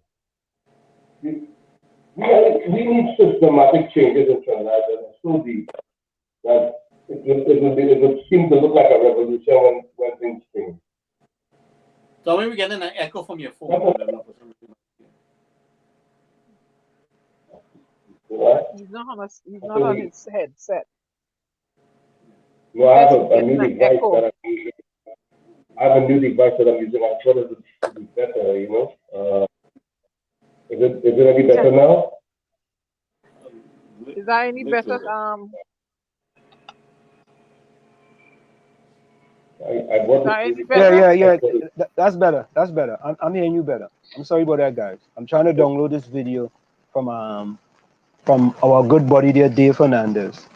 So, where's the guy that's Tommy, go ahead, Tommy. Yeah, we have some serious problems with the monetary system, the banking system, and the way things are done as a whole when it comes to money in Trinidad and Tobago. If you have a savings account and you happen to be away for a year or so, the interest you get will be eaten up with fees by you not having activity every year. So, I mean, what kind of system is that? Would that happen anywhere else? I don't think so.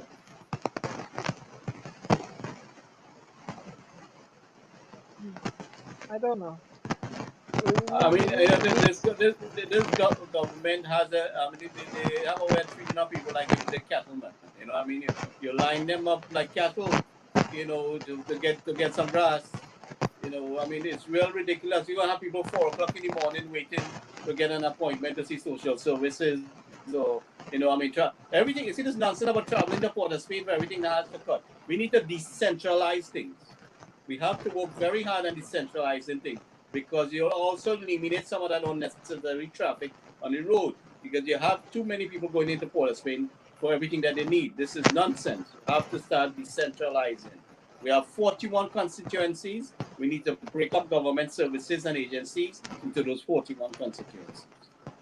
You know, social service, national security, getting your passport, you know, the legal affairs, to get your birth paper, all these unnecessary Port of Spain travel, that has to cut. You know, that really has to cut if you really want to be, to be effective. You know, I mean, that alone will eliminate a lot of traffic going in Port of Spain, and then businesses can really be more effective. Okay. Is somebody supposed to come on at 8:30, Anselm? Is he in the Yeah, we're background waiting on now? one of the attorneys, one of Takesha's attorney. He'll be coming on soon. I don't know if Okay, he's it in the is background. Ghana Sarup, right? Right? Yes, Right, Gary? Ganesh, yeah. All right. Let's welcome Ganesh in. I'm gonna get that video. I want to play that video. So Ganesh, welcome to In the Village with the Dark Triplets on WZY 95.9 FM. It's a pleasure to have you here with us in the village, and we always welcome people like you here in the village who are going to share knowledge and information with us. And we want to thank Gary for inviting you. Gary, if you have anything you want to say, Gary, you can take it. Yeah, so Ganesh, can I enlighten us about the case and what you guys are working on, and how probably some of us out here can assist with Yes. with this battle forward? You could share us, enlighten us on this border lockdown situation and how you guys are working with it. Maybe some information. Yeah.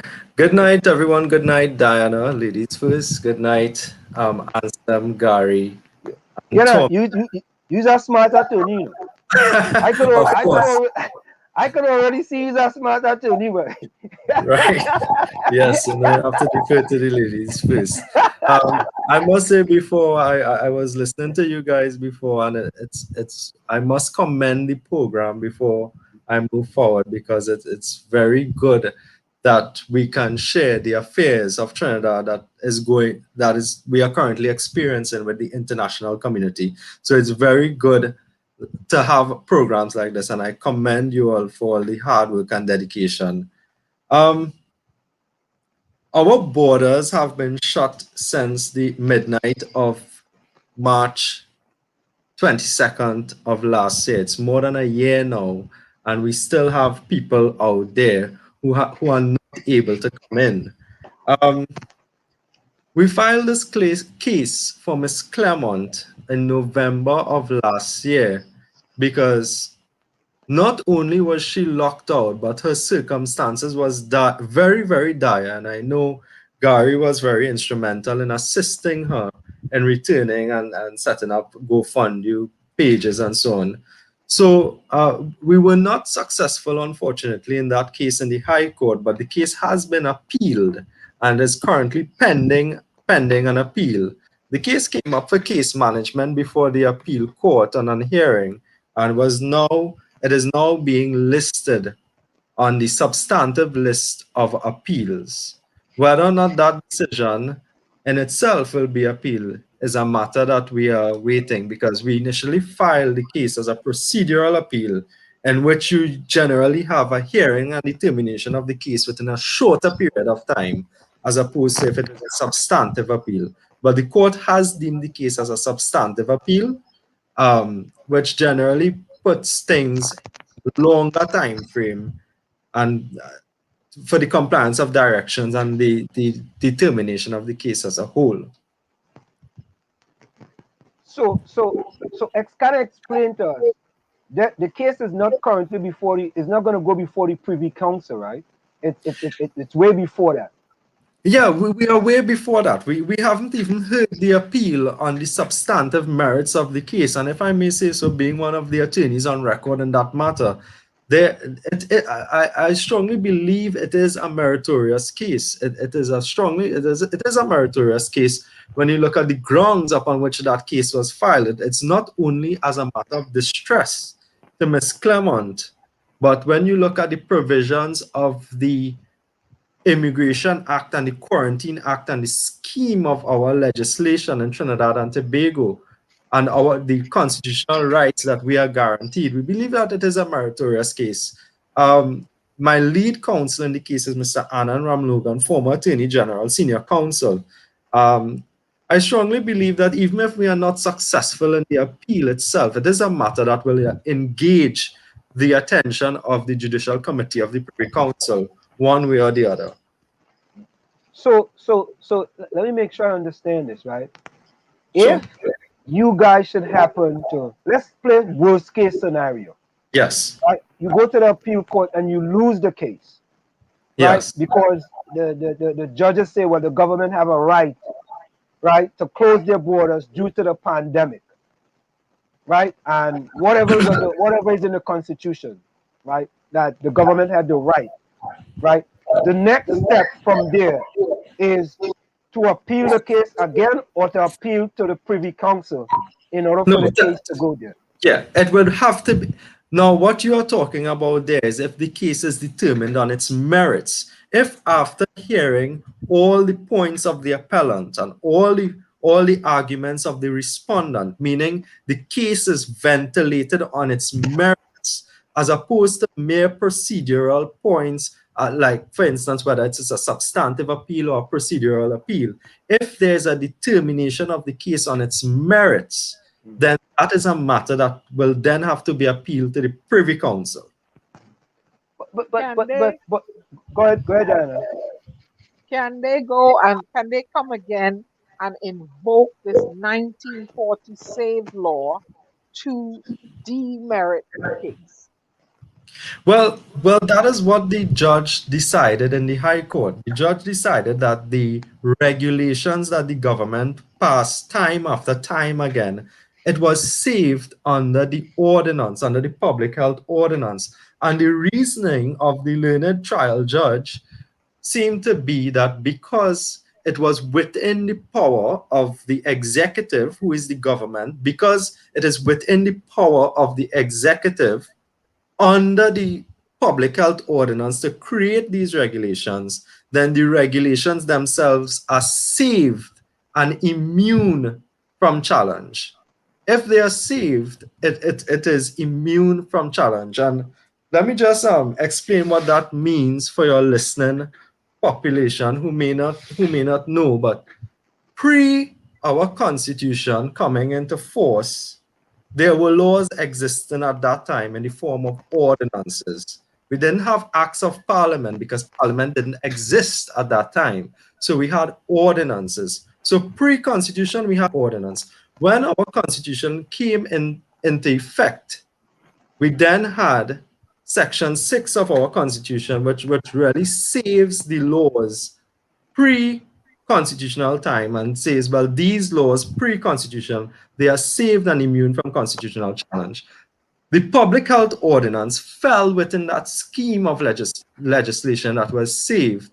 And because there's a provision in the ordinance that empowers the executive to make regulations, the reasoning of the learned trial judge in 2 cases, in the Suraj case, which was very, very important, and in the Claremont case seems to be because that power to make regulations was saved under the ordinance itself. The regulations themselves become saved and immune from challenge. But historically, has there ever been a case such as Miss Claremont's case? No, absolutely not. Miss Claremont's case is the very, very first of its kind. And Miss Claremont's case raises a very interesting point of law in that whether or not, okay, even if the regulations are saved, assuming that the learned trial judge is correct on that, if the regulations themselves are saved, are they ultra vires the act? And that now raises another question as to whether or not the regulations was outside the scope of what the ordinance provided. Did the regulations go too far by creating a provision within regulations, secondary type of law? Did the regulations go too far to say that we close our borders to citizens? No, Ganesh. Yes. Gary, did you want to say something? Ganesh. No. Yes. What if more people had come forward and joined the case? Would it have made the case much stronger if it was just only one individual? Of course, the case would have been stronger, and that is something we welcome. I would love to know who else is still out there, because I know for a fact that there are people out there. I don't know who they are, and I would very much like to know and engage with them. One of the points in the Claremont case, which which the state did not succeed on, however, is that at the time Ms. Clement filed her case, the state took a preliminary point in that Ms. Clement had no locus to bring this case, meaning she had no standing, no right to bring this case because she was already within the jurisdiction of Trinidad and Tobago, and therefore it was academic and pointless to engage the time and resources to bring a case such as this one. Of course, the learned trial judge rejected that point outright, and this held that the matter was of such national and public interest that a litigant right to be heard on a point like this would supersede that issue of locus. So Ganesh, yes, let's go to the best case scenario now, right? Let's say you guys win the case. If you win the case, now what happens if you win the case? Well, I would like to say when we win the case. When you win the case. Yeah, what it's something that make no joke about it. As a matter of law, it is a very difficult case. It's not a simple case. The state had very compelling arguments. One of the major hurdles we're going to have to get over in this case is trying to convince the judges of the Court of Appeal and probably even the Privy Council at a later time on, is that regulations that are unconstitutional, or regulations as opposed to an ordinance itself, regulations that are unconstitutional cannot be saved by a parent ordinance. What happens when we win this case? So when we win this case, Ms. Clement in her claim sought a number of things. She sought declarations and she sought damages. I'm hoping that when we win this case, it is a case that is deemed fit for an assessment of damages if we are successful on all the constitutional and judicial review points that we take. Very notably in the High Court, before the learned trial judge, in the High Court, the trial judge made an order that we first deal with the issues of whether or not the state will be liable, and then we get on to the issue of damages, which would engage probably a master or the same judge of the High Court to determine the amount of compensation Ms. Clement would be entitled to. So I think it's kind of important that if there are any people out there who, from the people who are stranded, exiled and stranded citizens, it would be nice if we get some other people as well who are still stranded, to actually, contact you guys and take this thing forward. I would very much like that, because I would like to know, and it is very good as we go along that we don't just put the legal principles, but the court ought to take judicial notice. The court ought to understand what is happening out there. And if these people reach out to me, it would be a good way of updating the court as to what exactly is transpiring out there still. I would welcome people who are still stranded, who are still out there, to contact me. I don't mind giving out my cell phone number and my email address. It's understand you have an international messaging me and I'll put it in. Yes, so I see I have a chat option to the side there. So I would put my email address and phone number, because I would very much like to know who is still out there, because there are people out there who just don't know how to access help. And one other thing. So Ganesh, one of the situation, what you saying something, Ansem? Yeah, I was gonna ask him, what about exiled and stranded citizens who have gone through this process for over a year and is now back in Trinidad and Tobago? Do they have any standing in this case? Well, yes, most definitely they do have standing in this case, and that is a issue that the that was addressed in the High Court frontally, because Ms. Clermont, for instance, she was within the jurisdiction. She was within Trinidad and Tobago at the time her case was filed. And they objected to that, and that objection was overruled. And the judge dealt with that in her judgment and say, because listen, leaving a citizen stranded in a country that they're probably not familiar with, they don't have the resources, it's a very serious violation of your constitutional rights, because Section 5(2)(a) of our Constitution really, in layman's terms, really gives you a constitutional right to a citizenship, and you ought not to be rendered stateless. And telling a citizen who is outside of their jurisdiction that, hold on, you cannot come back here, or you have to be subjected to an arbitrary exemption process. That is a very serious, it has serious consequences flowing from that. In fact, Chancellor and Gary, there's something very interesting that I would like to point out to you. We had to file a case to find out what the criteria is for the exemptions. Could you believe that? And it is only upon filing that case did we get the criteria was a clear policy, practice, procedure, and criteria published by the Minister of National Security at that point in time, only because we filed a case. That matter was subjected to litigation. Had we not filed that case, well, we don't know what are the considerations, what are the criteria to get an exemption to enter and re-enter Trinidad. So the actions of the government at that point in time really had the effect of serious, dire consequence of rendering a citizen stateless.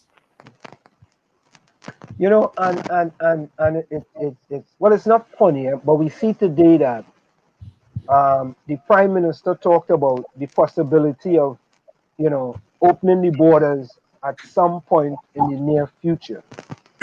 Right? I guess that doesn't really have any effect on the case, because this is something that has happened in the past. Correct? Yeah. Yes. Our Constitution allows us to vindicate our past breaches, present breaches, and future breaches. So that really does not impact upon the case at all, really. But very interestingly, I've noted the comments of the Honorable Prime Minister, and it is a welcome development. However, as a statement like that from the Prime Minister without more is really useless, because you are making a statement to the population, but you're not telling them, well, if you are making a statement like this, then you ought to follow through. What are your plans? What would the phased opening of the borders be like? Are you going to create a regional bubble? Are you going to create a vaccination policy? Exactly what are your considerations at this time? I think that is something that the population should be aware of if the Prime Minister is making an announcement such as that. Well, Ganesh, I think they do have a policy. You know? If you are a cultural employee, right? If you are a cultural employee, you could leave Trinidad, get exemption, come away, you could work, do whatever you have to do, get vaccination, right? You will get exemption, you could come back home. That is one policy. There's a next policy. Correct. That is a partial policy, but I mean, the vast majority of our population are not cultural workers. No, but I'm getting to that too. In addition to that, right? If you could jump on a plane and bring your family outside Trinidad and Tobago, and you could get vaccinated, right? And you could come back to Trinidad. That's another policy too, right? So if and I will say this, if you're poor and disadvantaged and you can't jump on a plane to come to get a vaccine, sorry for you. But however, if you are exiled and stranded citizen and you are outside Trinidad and Tobago, there is no policy for them as yet. Correct. There's no policy, but there's something very interesting that I would like to mention about that. And I don't want to go into it in too much details, but there seems to be a lot of geopolitics at play with the types of vaccinations available, the European Union, the US, and whether or not entry would be allowed to persons with certain vaccines. But that is a topic. That is a topic for another day. But it's definitely something you guys could look into for your next program, because it is very topical, and there seems to be some very worrying developments in the European Union with respect to entry and particular types of vaccination. Yeah, that is a good point we definitely want to look into.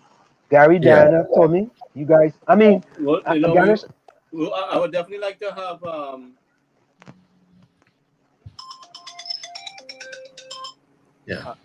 I think Gary got caught. But Ganesh, is Diana you see, speaking? yeah, what we try to do here in the village is to try to bring information and factual information to the people who are listening. You know, and you coming on here have really shared information a lot of people don't even know. And not only that, but some people may not even know that you could still join this case if you are an exile and stranded citizen. Right? Yes, definitely. Yeah. I wouldn't want to say join this case, but you can vindicate your rights if you feel your rights have been infringed upon as a result of being locked out of your country of birth or your country of citizenship. That is a matter for you. And I would, as I say, I would really like these people to reach out to me. And I would really like to take this opportunity to commend my lead counsel in the case, Mr. Ram-Logan. Mr. Ram-Logan, senior counsel, has been vindicating time after time after time again persons' constitutional rights who are simply not able to afford access to justice. And you would be amazed and you would be surprised at the level of infringement of constitutional rights that takes place in our jurisdiction. But some persons simply cannot do anything because they cannot afford. But the amount of time and resources that goes into a case such as Ms. Clemons, it is remarkable. And I would really like to say thank you to my lead counsel for taking up this challenge and trying his utmost best to vindicate the rights of Ms. Clemons. You know, well, I want to. It is a difficult case, but it's a case that we remain hopeful on. Yeah, I mean, I want to say, I want to say, I mean, I don't know if Diana and Tommy have anything else they want to say. Tommy, Diana. Yeah, I want to ask if there's a timeline. Diana there? Yeah, Tommy had something to say. Go ahead, yeah, I wanted to ask if there's a timeline involved with the private citizens as to how much time they would have to bring their case forward or such. Yeah, to answer Tommy's question, the answer is very simple. The sooner the better. The sooner the better. There's always a level of urgency at the time of the breach. You don't want to come long after. And indeed, there's a principle in judicial review, which is the type of case that was filed by Ms. Clement at the point of delay.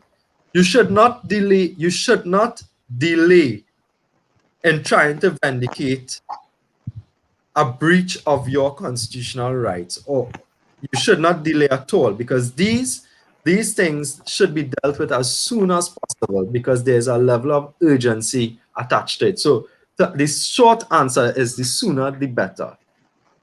Okay, Diana? Yeah, because there may be those who wouldn't do any signs until long after.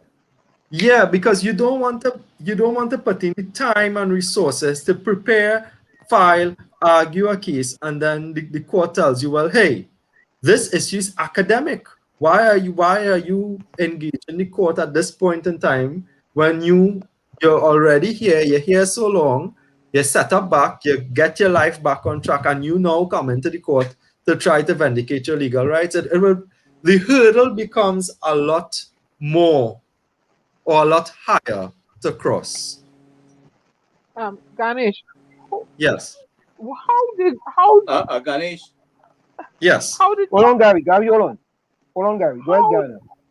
I was born there. I went to school, Trinidad and Tobago. I have Bajan roots too. How did Trinidad and Tobago end up like this?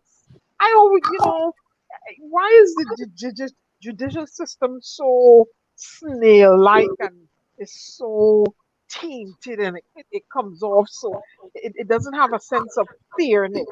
Why is it that way, Ganesh? Yeah. I don't, Diana, respectfully, I don't necessarily share your view in totality, and I will explain to you why. The criminal justice system is in dire need for reform. Dire need for reform. Our criminal justice system, it is what you said. It is snail pace. It is slow. You have prisoners languishing in prison, and perhaps that could be a topic I would love to come back and discuss with you all. Prisoners' rights, prison reform. It is an area that I have been doing a lot of work with Mr. Logan again. So that area, that criminal justice system is in total and dire need for reform. However, with respect to our civil justice system, I think that we fairly, in Trinidad and Tobago, we have a good civil justice system. We have the civil procedure rules, which really takes the reign of the litigation out of the hands of the lawyers and the parties and gives the judge the full control as to how to manage a civil claim as opposed to a criminal matter. And that seems to be working quite efficiently because a civil case, and for instance, Ms. Clement's case was determined in the High Court in a very, very remarkably short period of time. And that is because the matter was deemed urgent. Even in matters that are not deemed urgent in the civil justice system, you tend to have a trial within 1 to 2 years, which is reasonable. But that is with respect to the civil justice system. But there's definitely need for reform with our criminal justice system. Gary? Go ahead, Gary. I think Gary will get. But Ganesh, I want to say we definitely let me use this. We definitely appreciate that you have come here and share that information. And Takesha is one of our one of those people who are sort of the backbone, and we have her on here quite often. And we have motivated her. We have tried to mentor her through these very difficult times. And I can see that you guys are doing a very fantabulous job in assisting her. And I know that Gary always talked about doing a sort of a GoFundMe, because these type of cases absolutely cost money, and yeah, without being reproachful at all, something that we definitely don't regret. The amount of time, resources, and money that was spent on Ms. Clemens is simply remarkable. It is a very expensive process, and we would definitely welcome any assistance to come along the way. It is something that we all have been doing out of our own pockets. Yeah, and we want to say, we're gonna see what type of things we can do here at WZY 95.9 FM. But again, we thank you, and we thank Senior Counsel Anna Logan and all the other attorneys who have been fighting this battle, because we here at WZY 95.9 FM, has taken the fight as well, for exile and stranded citizens, and we have doing this for months now. Gary has been spearheaded this from the beginning. And we continue to fight this battle, and we're going to fight this battle until the last exile and stranded citizen returns home on the end of this water tail, as the Prime Minister said a few months ago. And if there's anyone still out there, please feel free to contact me. I have posted my email address and contact number in the chat. Yes, absolutely. What's up to me also, Ganesh? What's up with the information? What it was group, I will share it in the group that people can contact you and reference it, because at one point I had information there when we initially started, but what happened is, I think I'll say we have to go for a break, but anyway, what happened is that the ministry was Gary, hold it. Yeah, Gary, hold it. Let's go for a quick break. Ganesh, we're gonna hold for a minute. We're going to go for a quick break, and we'll be right back. You're listening to WZYE 95.9 FM. You are listening to WZYE 95.9 FM, the most influential name in Caribbean radio in the tri-state area. Broadcasting from East Orange, New Jersey, the most influential name in Caribbean radio, WZYE 95.9 FM. And of course, we are back with you. It's In the Village with the 𝗪𝗶𝗹𝗵𝗏 on WZYE 95.9 FM. We come to you every Tuesday, Thursday, and Saturday. And in with us tonight is the attorney, one of the attorneys who are assisting, 𝗪𝗶𝗪𝗏𝗏 in her case here in Trinidad and Tobago. And the attorney, let me bring him back in here. Add to stream. Of course, Ganesh, we welcome you back, and yeah, as we were saying, we really appreciate the work that you and senior counsel, Anand Ramlogan and others are doing. We here at WZYE 95.9 FM has taken on this fight as well, and we've been fighting, 3 days a week, plus on social media with respect to exile and stranded citizen, and we got a little hope today. We got some hope today. When we hear the Prime Minister at the press conference say that, there's a possibility that, things may change, in the coming few days. So, we have hope. We hope it's hopeful rather than hopeless. Yes, definitely. And I just want to commend so like you I all was saying before, for the amazing job that you all have been doing and gathering everyone, creating Facebook groups, creating lines of communication, which is very important.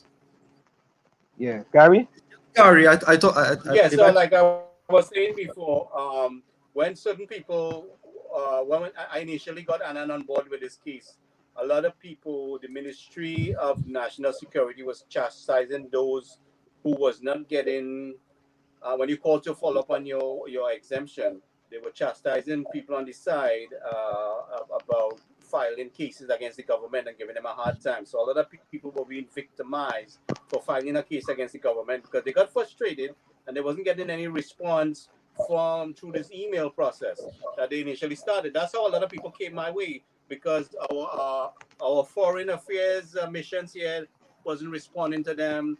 They couldn't get no answer from nobody. They didn't get no help. Everything was in total chaos. So the people that came my way was because they was not getting any response.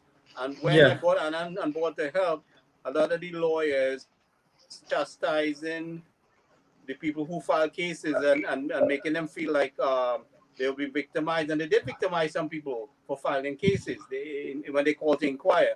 But anyway, I would like to have you back again on this program also, but I will post your information in the WhatsApp group so that they can contact you in reference to this. And you and I will chat a little more off the air so I can give you a proper, more detailed information on what took place, a lot of things, Most definitely, and I have no difficulty or reservations being back again. And we also want to pick you up, Ganesh, on talking to us about other things in the judiciary in Trinidad and Tobago. We think because that's very important, to have you kind of talk to us, especially of us here in the diaspora. We are born Trinbagonians, and, we love Trinidad and Tobago too bad. We want to hear, things that are happening, and we could give information to people here, to the 350,000 Trinidadians that live in the diaspora. Most definitely, and it will be my pleasure to join you again at any point in time. We want to thank you so very kindly. Enjoy the rest of the night. Okay. You too. Thank you, Ganesh. You're welcome. Yeah, so there you have it, ladies and gentlemen. Again, as we say, we try to bring information to you that you can, actually learn some, get brain food, so to speak. We believe in brain food. And let me say welcome to Curtis Montreshat. Curtis, boy, good night, boy. Next man from Chumakak, boy. He hear me calling her Diana. Diana told me on the phone, he hear me call, boy. He said, nah, boy, he can't leave Erica John alone. Let me see what I have in the background here for you guys. Hold on, we have the oh, here is a story here. The Prime Minister talked about this today. Yeah, yes, let's talk about this. Let's listen to this one here.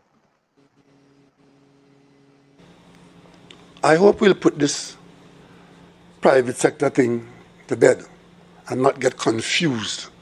Even as I speak to you now, the situation that exists in April still exists. There are other ways that the private sector can help, and I hope that they don't help by doing what happened here last weekend. I was very disappointed when I saw the 3 headlines in the 3 newspapers. Headlines in the newspapers from an idle man who got on television to tell the population that the Prime Minister is a liar, that vaccines are available, have been purchased, have been brought into the country, the type that some people want, and of course it's only available to preference people. Now, some people may have assumed that that is how it would have gone, managing this virus. That is not how it did go in Trinidad and Tobago. The government had been out front, up front, and with the people, with me as Prime Minister leading from the front, with your healthcare system standing in the breach day and night for over a year to ensure that you get the best outcome in a pandemic. Yes, we have lost some lives, and we feel it every time the numbers come through to us. Some of them are people we know. As I speak to you right now, there's a funeral going on right now that I should be in. And many of you may have lost friends, dear ones, loved ones. We are in a pandemic. We are not in the post-pandemic period.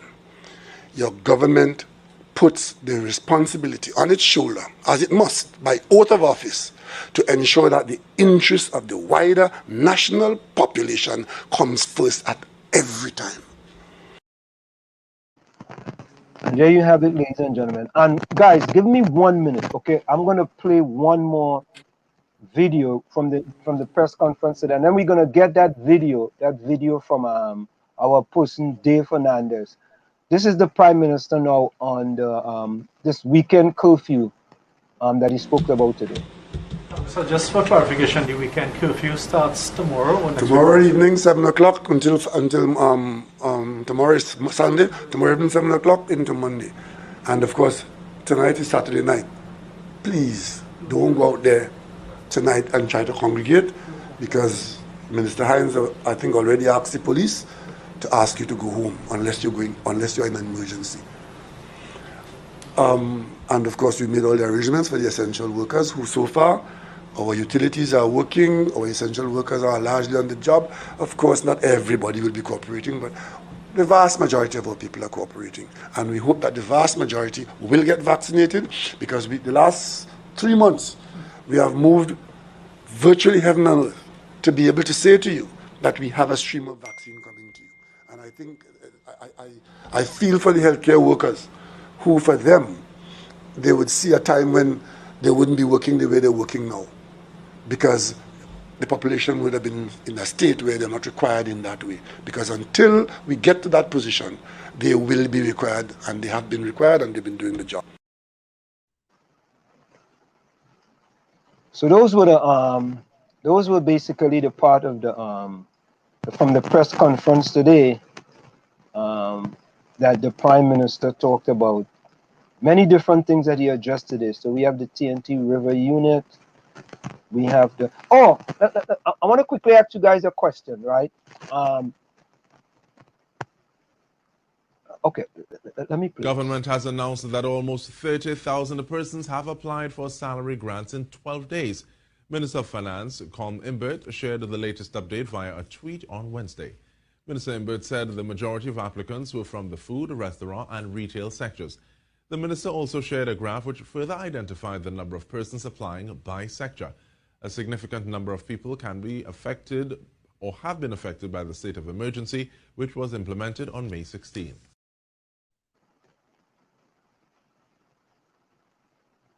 So here's the question. If we have 30,000 people applied, how many of those 30,000 people have actually received any of the grants? Good question. If you have people from last year saying they get nothing up to now, good question. Tommy, you should know. You know people high up in the P&M, Tommy. But I'll say with my own experience with the humanitarian grant and see how that went down. With how much trouble and people get and people reaching out and not getting in. You know what I mean? Tommy, say something. Say something, Tommy. I'll say something. It's really sad that people are in dire straits at this point, and many of them are just begging. You might as well just stand up on the side of the road and when they can and beg the rich people. That's what it comes down to, because the government is supposed to have their back. I don't want to throw any missiles at this point, but some better can be done. A whole lot better can be done, and everybody knows that. Tommy, wait. What do you think, Gary? Everybody knows that? You think Dave Hernandez know that? Dave Hernandez not listening to that thing what you saying there?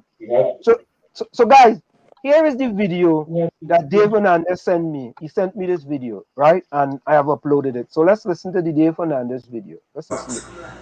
And so we've seen that also that there's been a cut in CPAP workers and salary. And is government looking into more cuts at the moment? No. You like that story, yeah? It is not a cut in salary.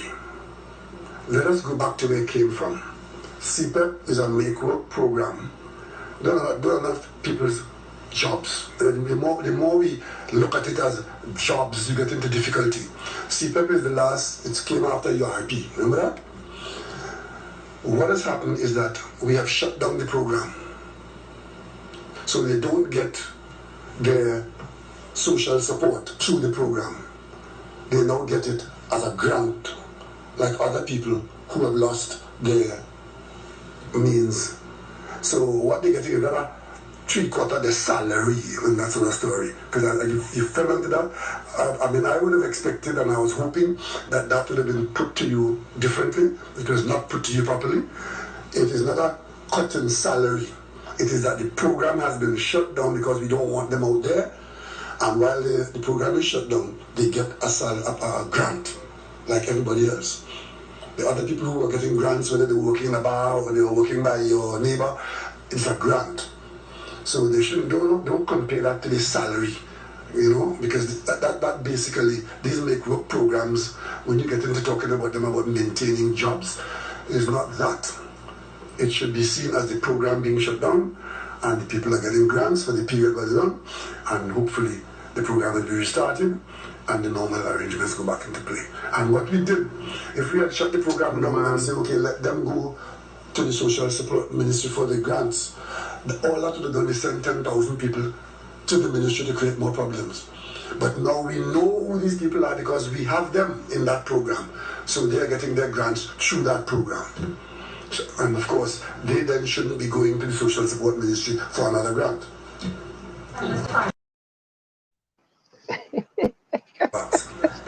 And so we've seen that also that so how much is I'm confused. So then CPAP website is not right, it's not true. I'm strongly believing when Adrian say, he's off script and on script. So how much is the grant? And the program is shut down. 30,000 people have lost their jobs. Well, 30,000 people is currently out of a job, right? And we are replacing that with a grant, right? How much is the grant? Yeah. Yes, you see, he skillfully. Yeah, boy. That fella is a boss. That fella is a boss. You have to really listen to him, right? He's a boss.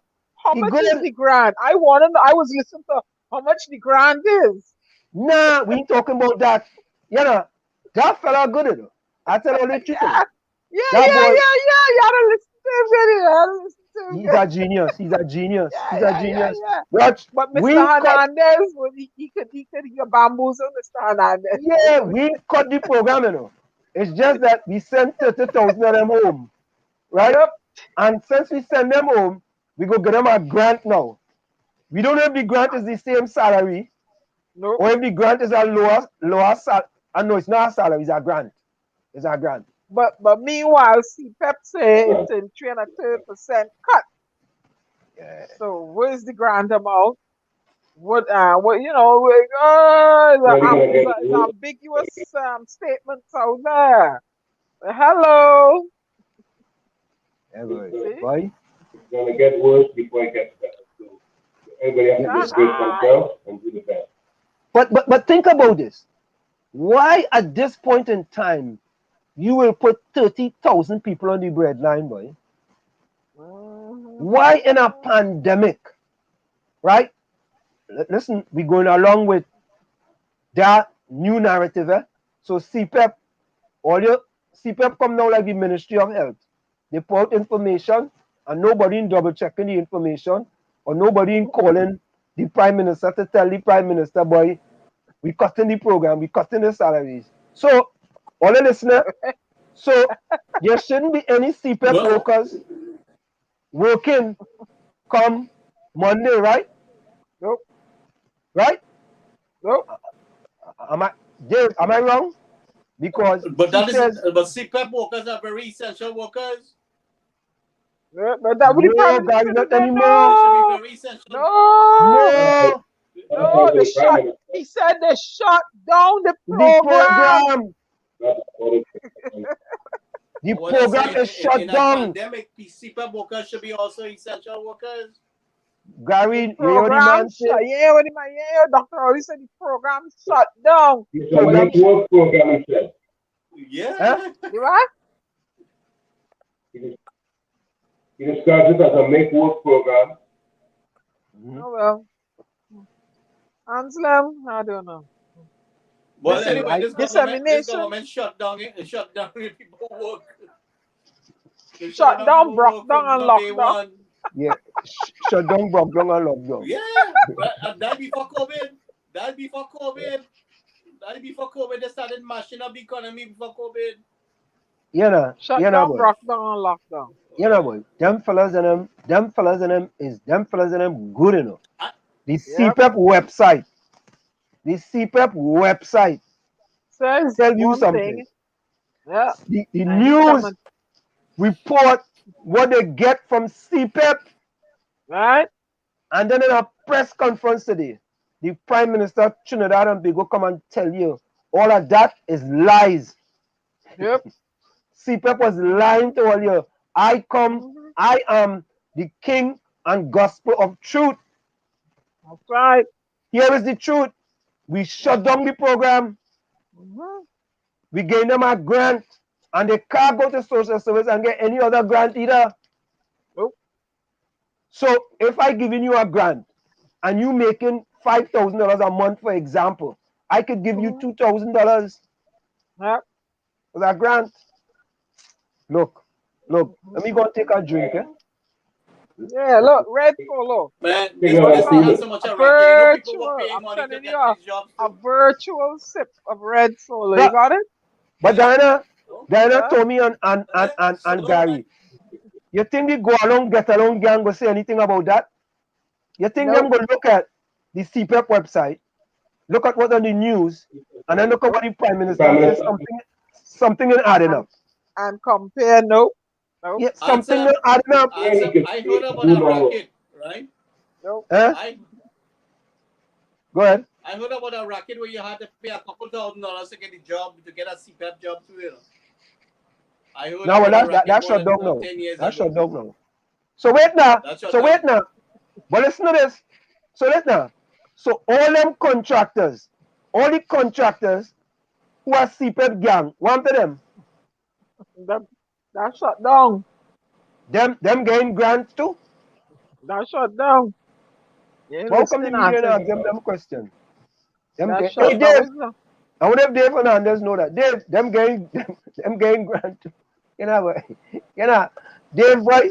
Dave, I put in the go along, get along gang, eh? You graduate. You go in the go along, get along gang, Dave, boy. And you Dave, you see Dave? If it's one thing, when you come in the village, you put information, we just put up, we ain't afraid to put up none of all the information. We ain't afraid that. We ain't afraid that. Right? But listen, But I'm gonna take a he'll come. Yeah, he gonna come. Yeah, send me a virtual solo step. Yeah, step. You got yeah, it? send my virtual solo. No, send my at 16. Send my at 16. Yeah, I got boy. all kind of things here. If I showed you my bar, you'll ball. But Yeah. anyway. Wait. Before we go, Diana, hold a minute. Hold 1 minute, Dave. Don't go yet. Don't go yet. Hold 1 minute, Dave. Hold a minute. Just a minute. Just a minute. 1 minute, boy. 1 minute. Yeah, we going here. Hey, Dave, where you going, boy? You going? How long do you come and tell them, eh? Please, you tell them.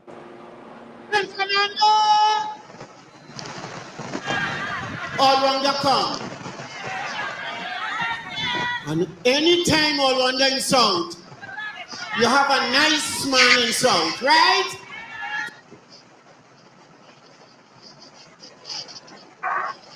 What happened there, boy? Like Dave, you press the button, boy. Okay, yeah, Dave, press the button, yes? Name of the song. Look how 𝗪𝗵𝗏𝗃 come. And all you're going to tell me, judge me. Judges all ready? San Fernando all ready? The young boy come with a message. Tell me.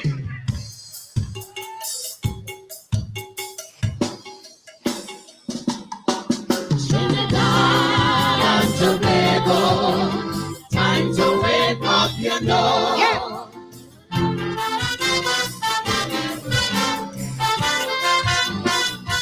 If a man they tell me so many years ago, I would have watched him in his face, man, and tell him no.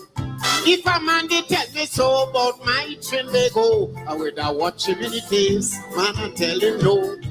We must have changes, and you must agree. But them kind of changes is not for we.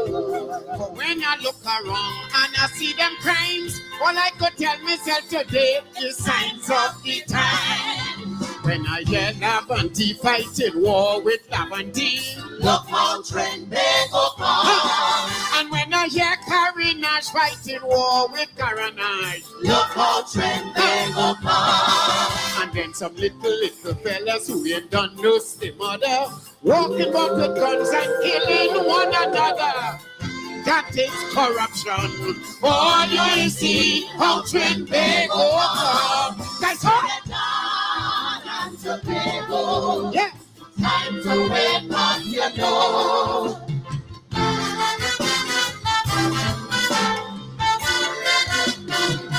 I was born and bred right behind the bridge, but I never called myself underprivileged.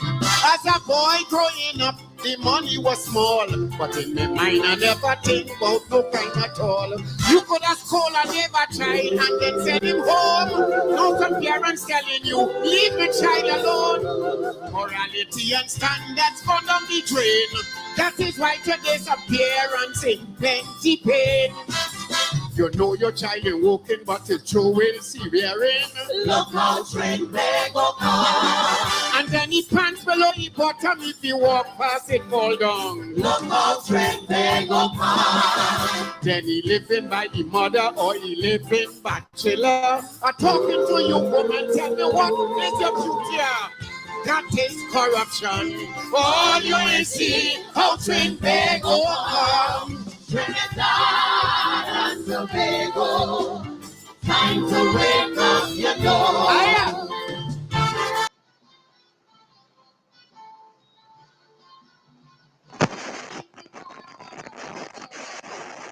And of course, ladies and gentlemen, look how 𝗪𝗵𝗃𝗃 come.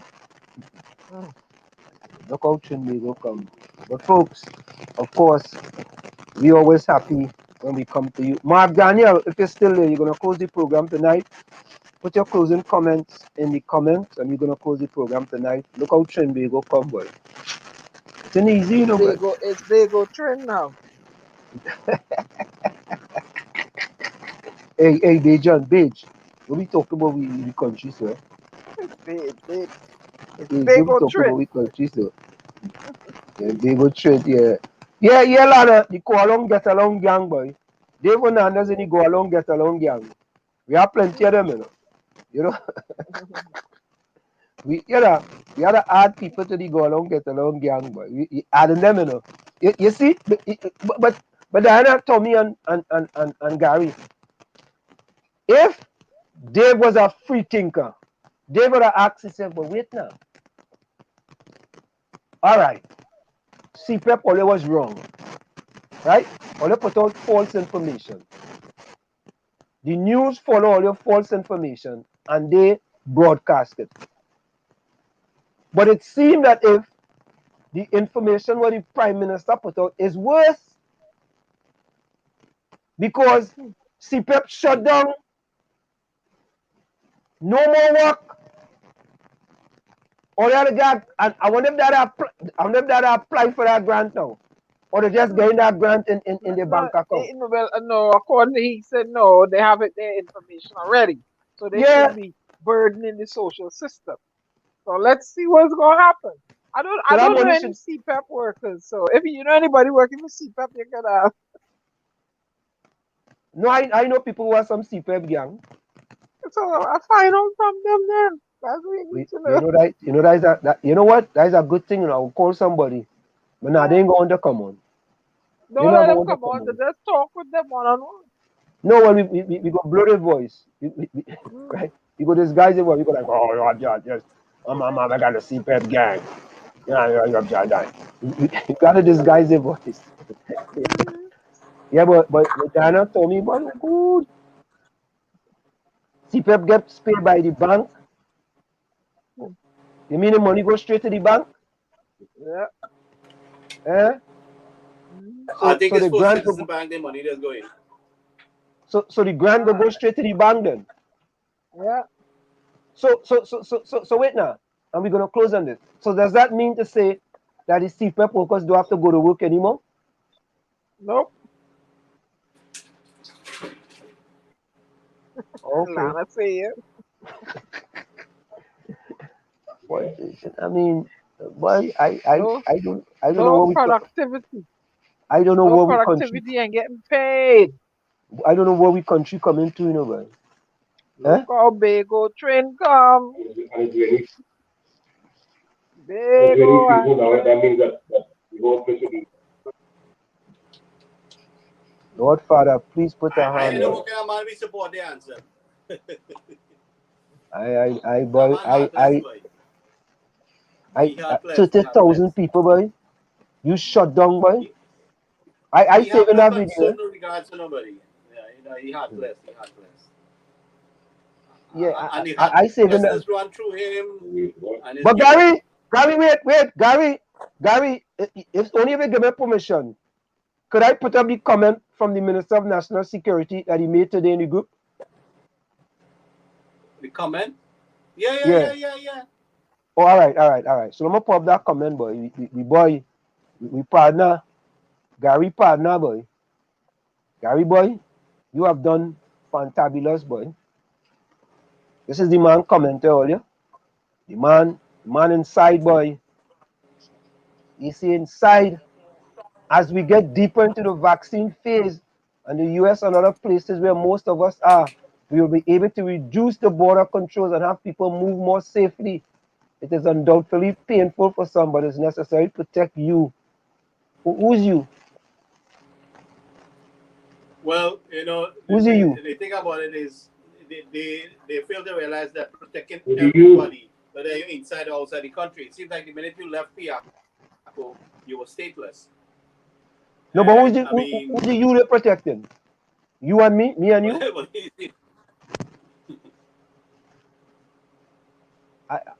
Anyhow. Gary. Remember how the people, some of the PNM people was acting in the country?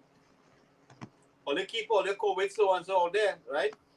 But wait, Gary, yeah, and I'm telling them, all they hear much time I say to the PNM, the government, all they give people incentives to take the vaccine. Yeah? Look at this one.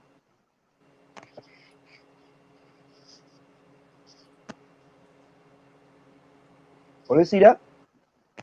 Get the right vaccine, and your life, saving your life it should be incentive enough. Right? Antigua lottery. No? Antigua, I gonna go Antigua, boy. I going to Antigua, boy. What? I wonder if I have any Antigua ancestors, boy. I go there and see if I get a lottery, yes. They gave them free beer, man. All kind of thing, yeah. Boy, ticket to basketball game, ticket to baseball game. Some people give out burgers and fries. Ohio have a $5 million lottery. All kind of incentive, boy. Yep, You understand? get vaccinated. To get vaccinated.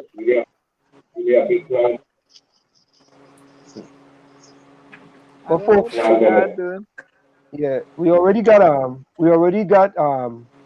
Mark's closing comment. So okay. let me just say thank you to certain people here. We want to thank Lana. We want to thank Mark, Rose, of course.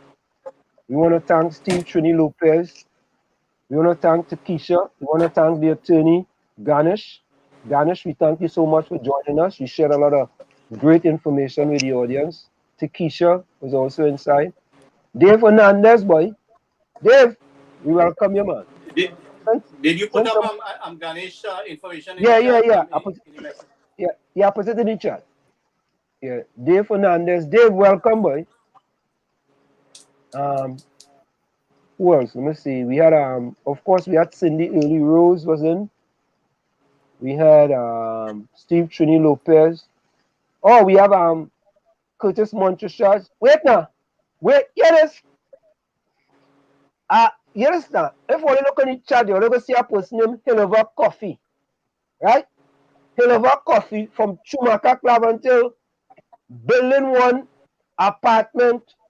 What apartment is that, boy? 3-4. I think apartment 3-4, boy. Let me see 3-1, 3-2, 3-3.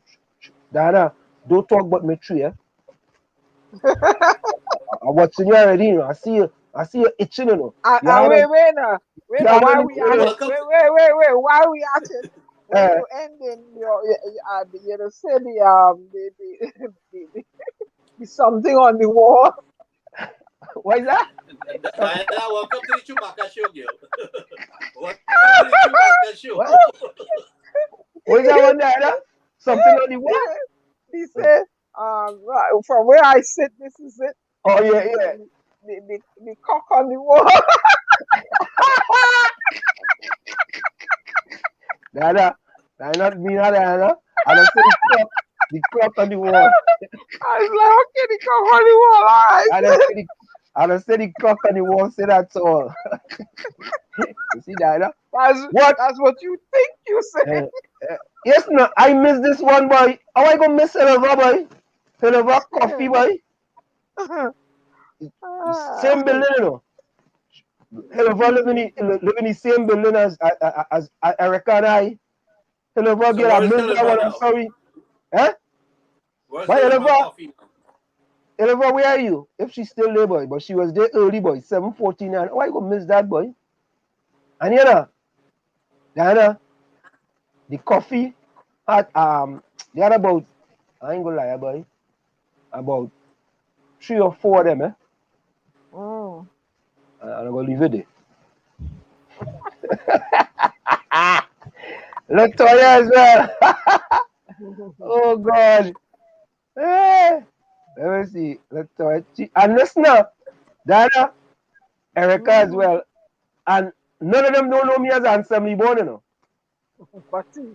All they know me as is Butty. Butty, boy. I know you're not get a name from Butty.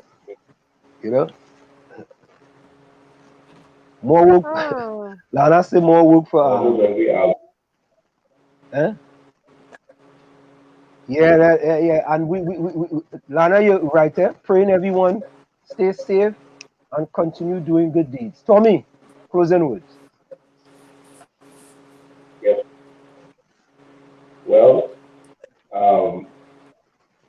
again, the most courageous act is still to think for yourself alone. But you have to have response. You have to have a heart that never hardens, a temper that never tires, and touch that never hurts. That is by Charles Dickens. But Edgar Allan Poe said this: They who daydream are cognizant of many things that escape those who only dream by night. Anyway, a pleasant weekend, the rest of the weekend to the listeners and viewers.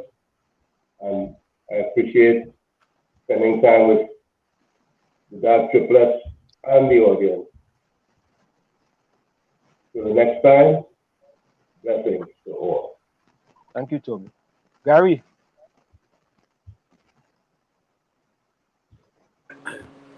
Yeah, I'd like to thank everyone for joining us. I deeply appreciate Ganesh taking the time, to enlighten us. And I would really like to have him back on many other discussions, with the legal system. With that, I will say good night, everyone. Finally, Gary could go on vacation because exemption is going out the window. Borders are opening. Right, Ansem? I could go on vacation. I could finally walk now. Yeah. Gary, but you're losing your work, boy. The Prime Minister said that fellow named Gary Mahabir. Me too, boy. Give me, you know what I mean? The Prime Minister, that fellow named Gary Mahabir. You ain't getting no more work. You know what we doing, you Gary Mahabir? We doing you like how we just do CPEP. We closing you down. Yeah, that was it. Gary, you're like CPEP, boy. We closing you down. Yeah. Of course, anyway, man. Thank you. The words of Jimmy Carter. In the country. Yeah, go ahead. We still have people suffering in the country, and the fight continues. I mean, the government continues to fail to deliver to people, and more big talk than action. They seem to be reactive and more proactive, and we have to force them to act. Too many times. This shouldn't be. This should be something that is the norm in taking care of people. With that, I would say good night. I gotta run, people. Thank you. Good night. Thank you, Gary. In the words of Jimmy Carter, the measure of a society is found in how they treat their weakest and most helpless citizens. And guys, listen to the words carefully. Don't listen to 𝗪𝗶𝗹𝗏 Benskin. From where I said this is it, the clock on the wall said that's all. I like to stay, but I've got to go. Remember, hard work beats talent. When talent does not work hard, and for every 60 seconds of anger, you use 1 minute of happiness. There you go, Diana 𝗪𝗶𝗹𝗏 Benskin. You up. 𝗪𝗶𝗹𝗏 Diana Benskin. Where justice is denied, where poverty is enforced, where ignorance prevails, and where there is any one class is made to feel that society is an organized conspiracy to oppress, rob, and degrade them, neither person nor property will be safe. Frederick Douglass. As the world emerges from these restrictions of COVID-19, it will become necessary to create new opportunities through strategic alliances. To the voting power base in TNT, we saw how this pandemic interrupted your livelihoods, leaving the 99% at the mercy of government grants and other forms of charity. Now is the time to think about how you can construct an alternative economic structure. The next logical step, how to use the political process to redistribute wealth and resource power into your own hands. In the real world, politics is about power. It decides who gets food, income, education, shelter, healthcare, etc. It allows the nation's political elite and overclass to play gatekeeper. They dispense resources to trickle down on a trickle down basis. Those who are the closest to them at the top get the lion's share first. Those at the bottom get the least and last. Example, the CPEP workers. Trinidad and Tobago needs to develop a true sense of community, acting and behaving as we and not as me. A sense of peoplehood. When people feel a sense of community, they tend to act differently. In the meantime, I want you to adhere to the SOE. I want you to adhere to the health protocols. I want you to social distance, wash your hands, wear your mask, stand 6 feet apart, sanitize. When you get a chance for the vaccines, go and take your vaccine. Don't listen to all the hype and the propaganda about they putting a chip in you. I had my vaccine. Ain't nobody put no chip in me. If anybody try to put a chip in me, best believe the storm will let you know. There is no vaccine. There ain't no chip in no vaccine. Okay? We don't know the source of this virus. President Joe Biden has indicated that he will try to put some sort of thing in place to investigate if this was unleashed upon us unnaturally. When the vaccines arrive, go and get your vaccines so that the place can open up and you can go back to your livelihoods and you won't have to suffer and depend on these measly grants. Okay? This is your resident poet bidding you auf Wiedersehen until you meet again.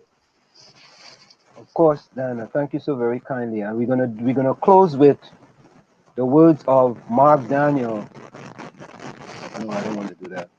We're gonna close with the words of Mark Daniel out of Mark Daniel from Tobago.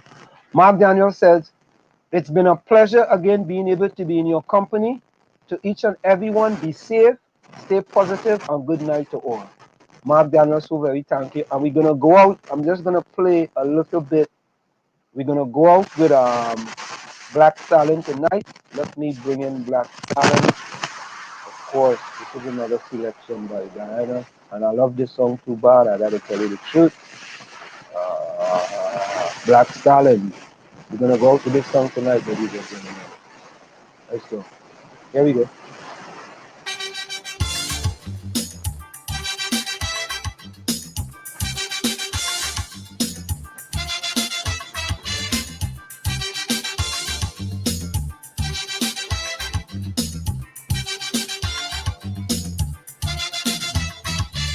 I say you get up one morning, your elders have something.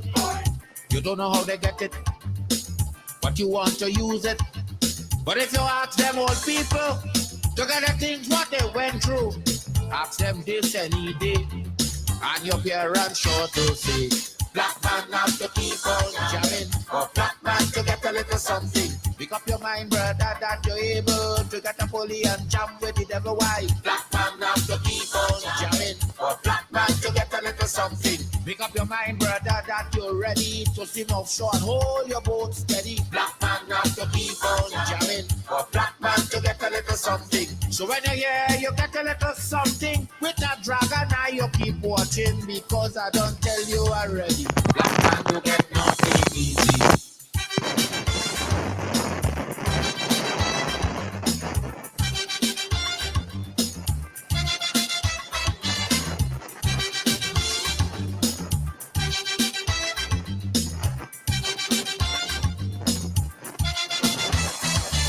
I say you get up one morning, and oil money running. How it come you don't know, so that it can how the thing go.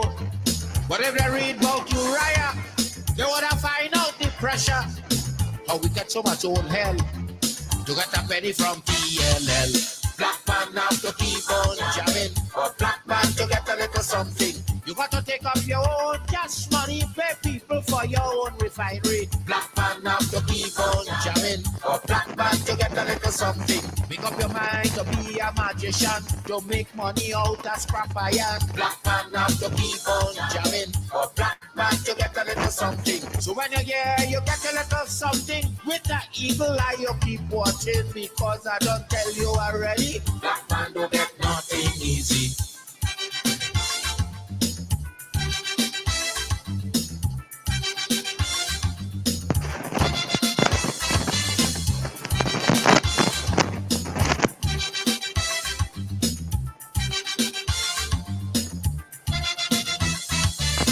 say we get up one morning, independence happening, getting the thing come easy.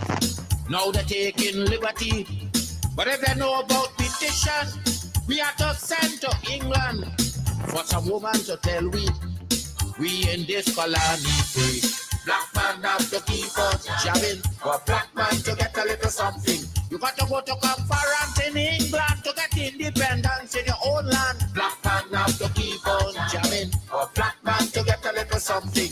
People hold you, humiliate you, turn on and sell you, and then they free you. Black man have to keep on jamming, for black man to get a little something. So when you hear you get a little something with that dragon, now you keep watching, because I don't tell you already. Black man don't get nothing easy.